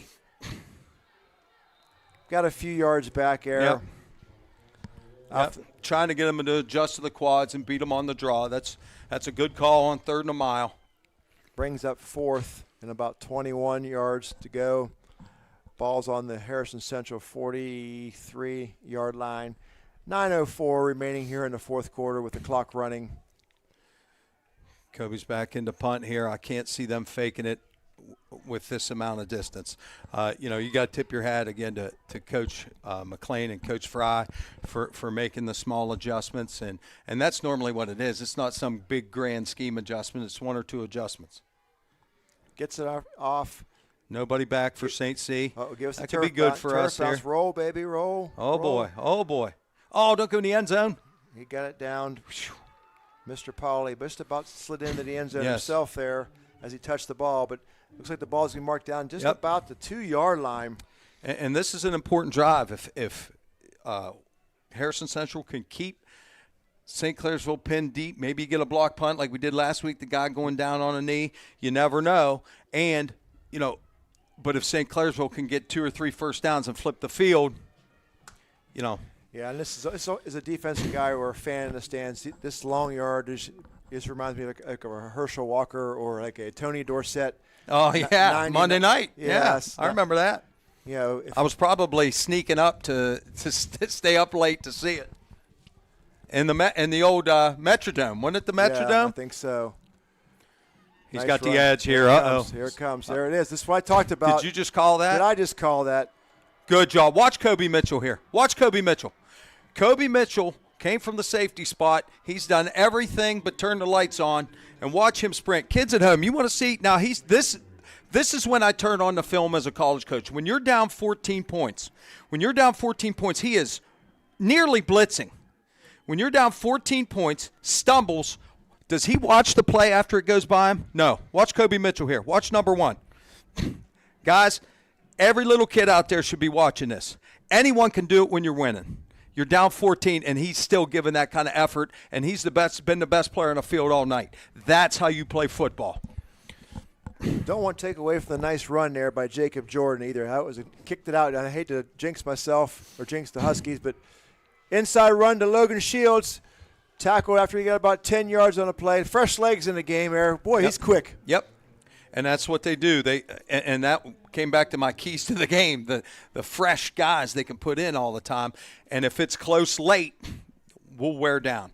And I told you before the game, St. Clairsville never blows it. It's always close at halftime with everybody they play, and then they just wear you down because they don't have the Dan Monteroso, Jalen Brown, the guys that are that kind of explosive. They have grinders. They grind you up front, and they grind you with a couple different backs. They got bit, and they block well.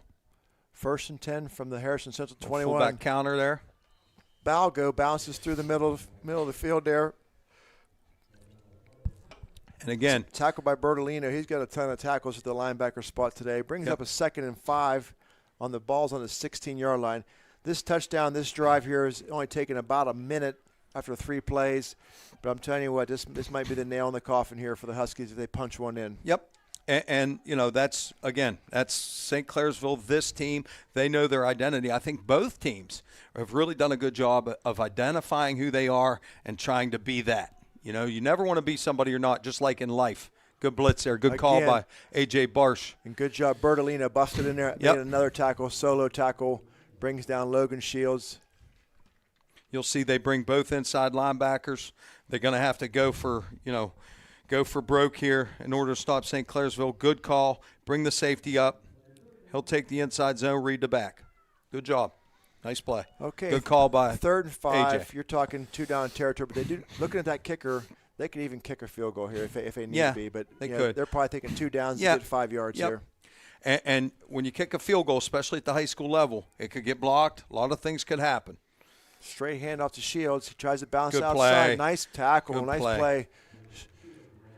Bertolino again. And talking about a field goal, if they would attempt this, it makes it a 3-score game. Yep.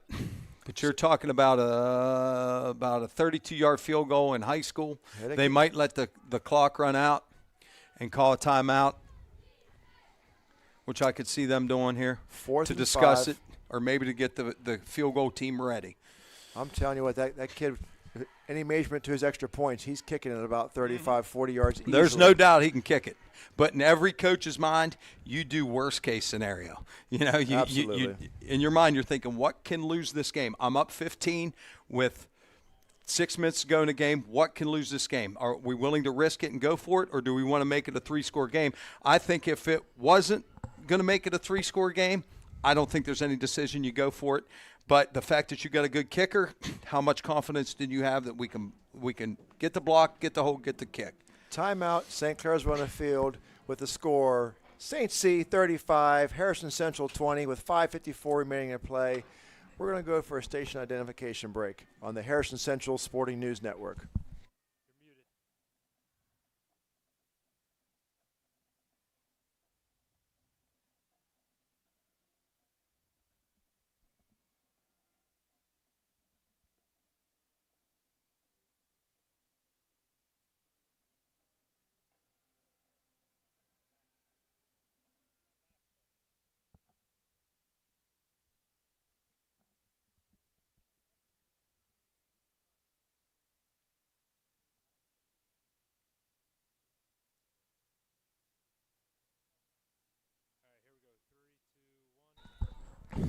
Okay, we're back at Wagner Field here. Shoot-a-shoe 4th splits and 5, here. Tight Trying splits. to get them to jump. Shoot-a-shoe splits. They're just going to try to get him to jump here. Oh, no, back to pass. Looking for the Got tight it. end. Oh, missed him. Wide open, missed him. Right down the middle. That could have been the coffin or the nail in the coffin. Hey, Harrison got the ball with 5:50 to go. Let's get a quick score here.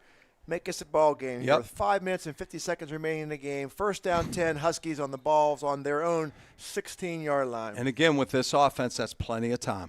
Plenty of time. We just got to keep Kobe upright. Kobe's got the empty set. Bringing in another, looks like defensive lineman with fresh legs to rush the quarterback. Back to pass, thrown behind the receiver. 10 receivers, Trevor Carmen on a play defended by Starks. And with this amount of time, St. Clairsville's going to try to keep everything in front of them. You can attack the underneath stuff. You got plenty of time. With this offense and the way they rack up first downs, you got plenty of time. You don't have to go for the big one. You can just complete 5-yard them to death all the way down the field. Twins left, trips right. Snap is back. Get a block on the linebacker here. He gets about, looks like 7 yards on the carry. Makes a manageable 3rd down for Harrison Central. Just get first downs. I wonder if number 4 for Harrison Central's worked on the onside kick any this year. I bet he has. Maybe if his dad would go out and work with him sometime. Yeah, I got three back surgeries. It's hard for me to hold the ball for him and chase it around, but sometimes we make it a whole family affair, bring everybody out. Yeah.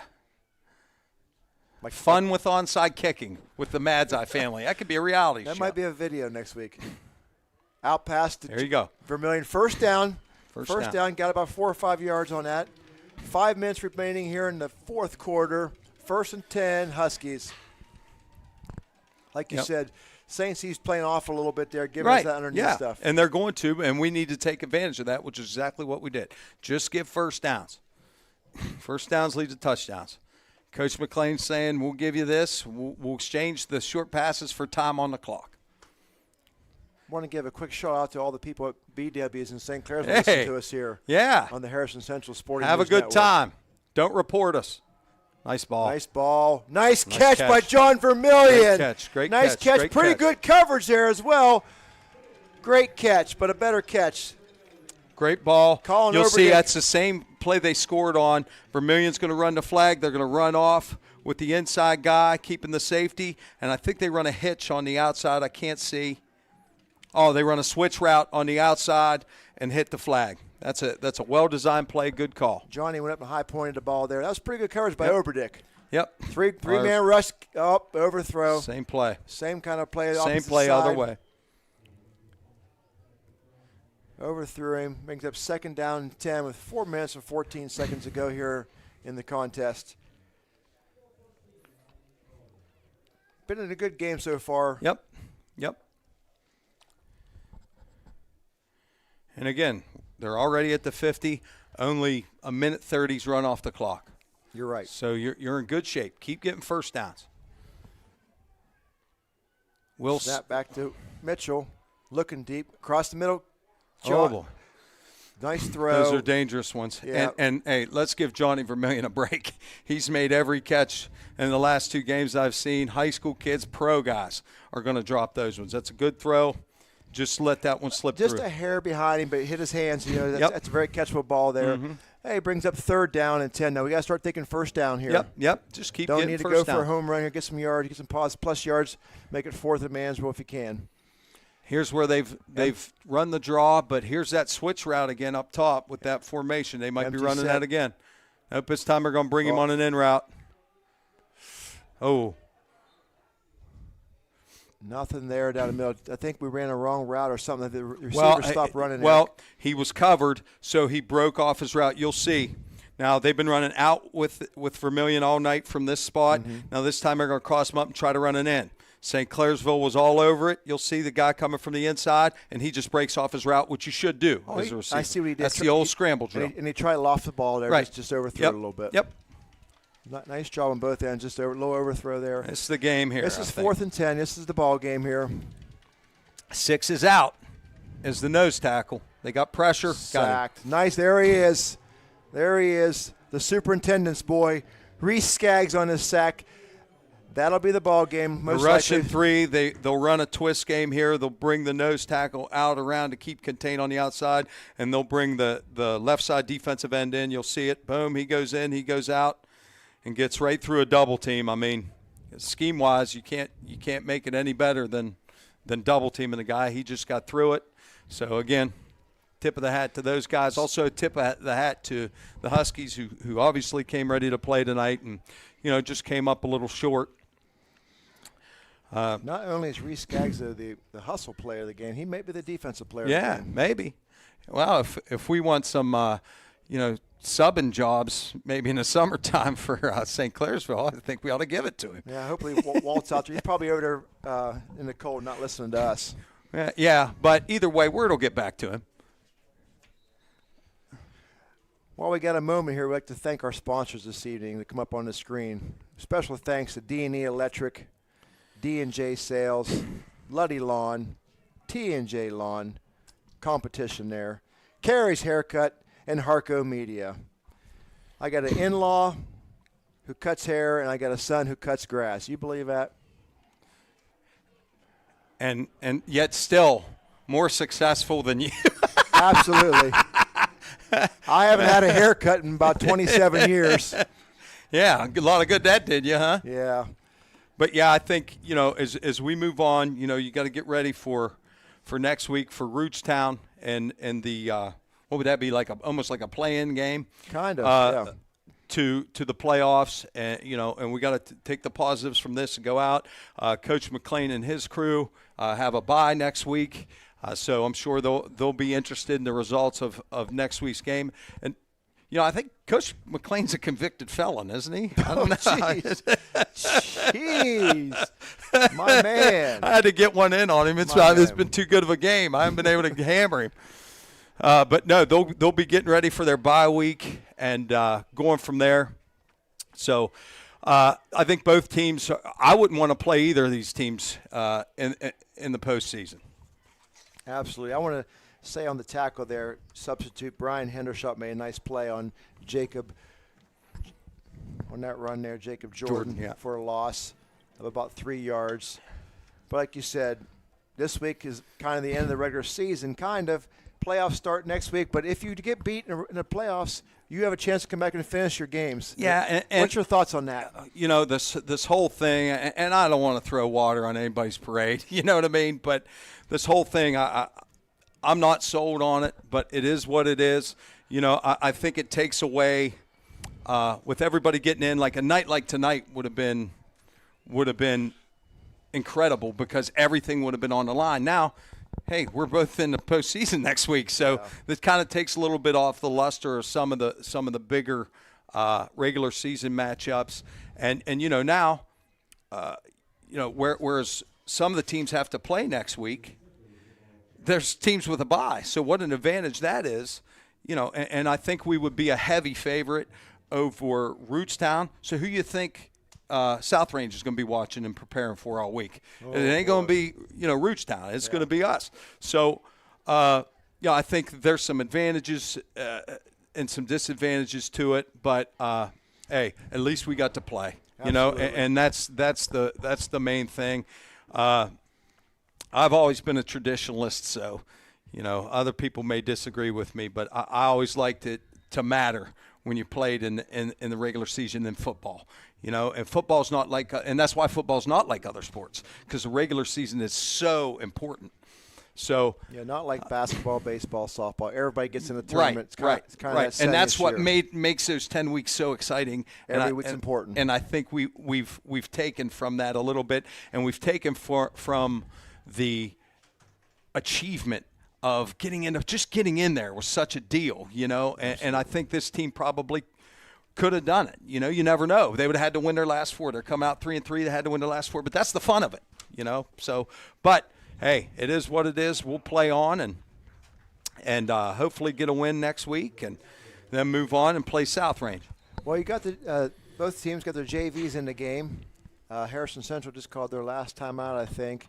That was a turnover on downs. Oh, I'm sorry. We talked so much, I haven't paid much attention there. Jacob Walker was on the carry there for Harrison Central, and earlier Zach Vickers ran the ball for the Red Devils, future running backs for them.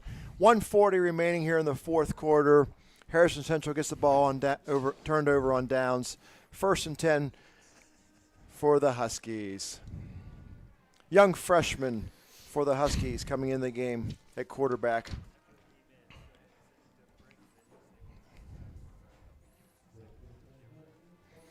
Hayden Cassidy steps in at quarterback.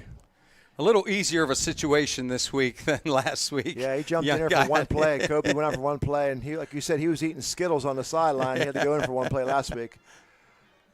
Oh, St. C stuffed the line of scrimmage there on that straight handoff for about a loss of 5 on that play. And it's tough because when you have freshmen starting on your offensive line, then the younger kids are even, probably less developed than the freshmen that are playing. You should never have to start a freshman up front.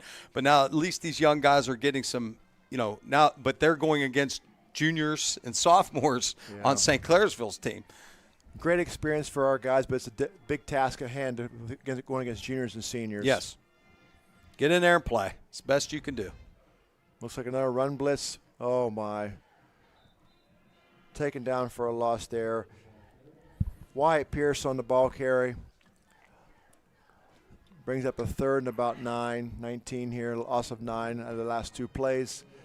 Clock is running with 43 seconds to go in the game. Want to wish both these teams good luck, like you said, in the playoffs. St. C has a bye week to get prepared for a October 17th game against the winner of Riverview and Sparta Highland, where Harrison Central again will be hosting Rootstown this coming Saturday. And our lucky fans will get to hear again Coach Kropka going to color and Coach Madzai calling the game. It's been fun. Round of applause for both teams. Great game. 2 good schools. Wish them best of luck next week in the playoffs and the week after for St. Clairsville. That's your final at Wagner Field. Harrison Central 20 and your Red Devils come away with the victory 35. They meet at midfield to wave their helmets, wave their hands, wish each other best wishes down the road. We'll be back after station identification here on the Harrison Central Sporting News Network.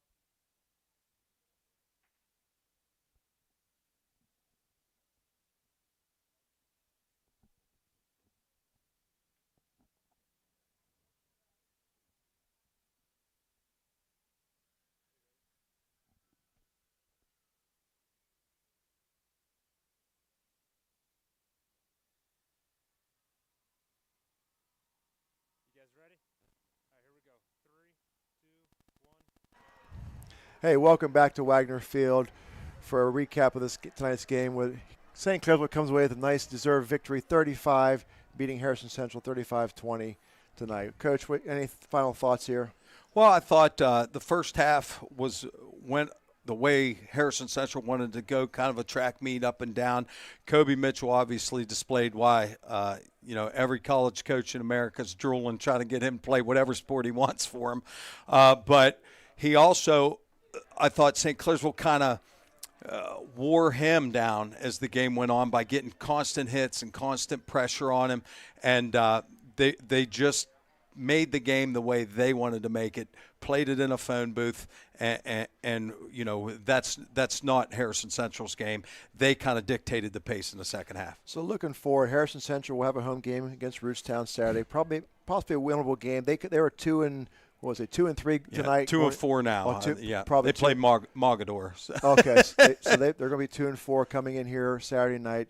Don't know a whole lot about Rootstown, but it's probably a winnable game for Harrison Central. It's nice to host what we're calling a playing game in the playoffs. Yeah, and that's all you can ask for at this point is a chance. And I think if Harrison Central plays the way they've played the last 2 weeks against much stiffer competition, in my opinion, I think that they should come out on top on that one. That's nice to hear. We want to give good luck and a shout out to Coach Brent McCain, finishing 6-0 in the regular season. He got a bye week. He plays the winner of Sparta Highland, was it, and Riverview? Yeah, and I think St. Clairsville moving on again. Coach McClain, as always, does a great job. I always said he's like Iceman. You have more fun, but at the end of the day, he always ends up with the trophy. Yeah.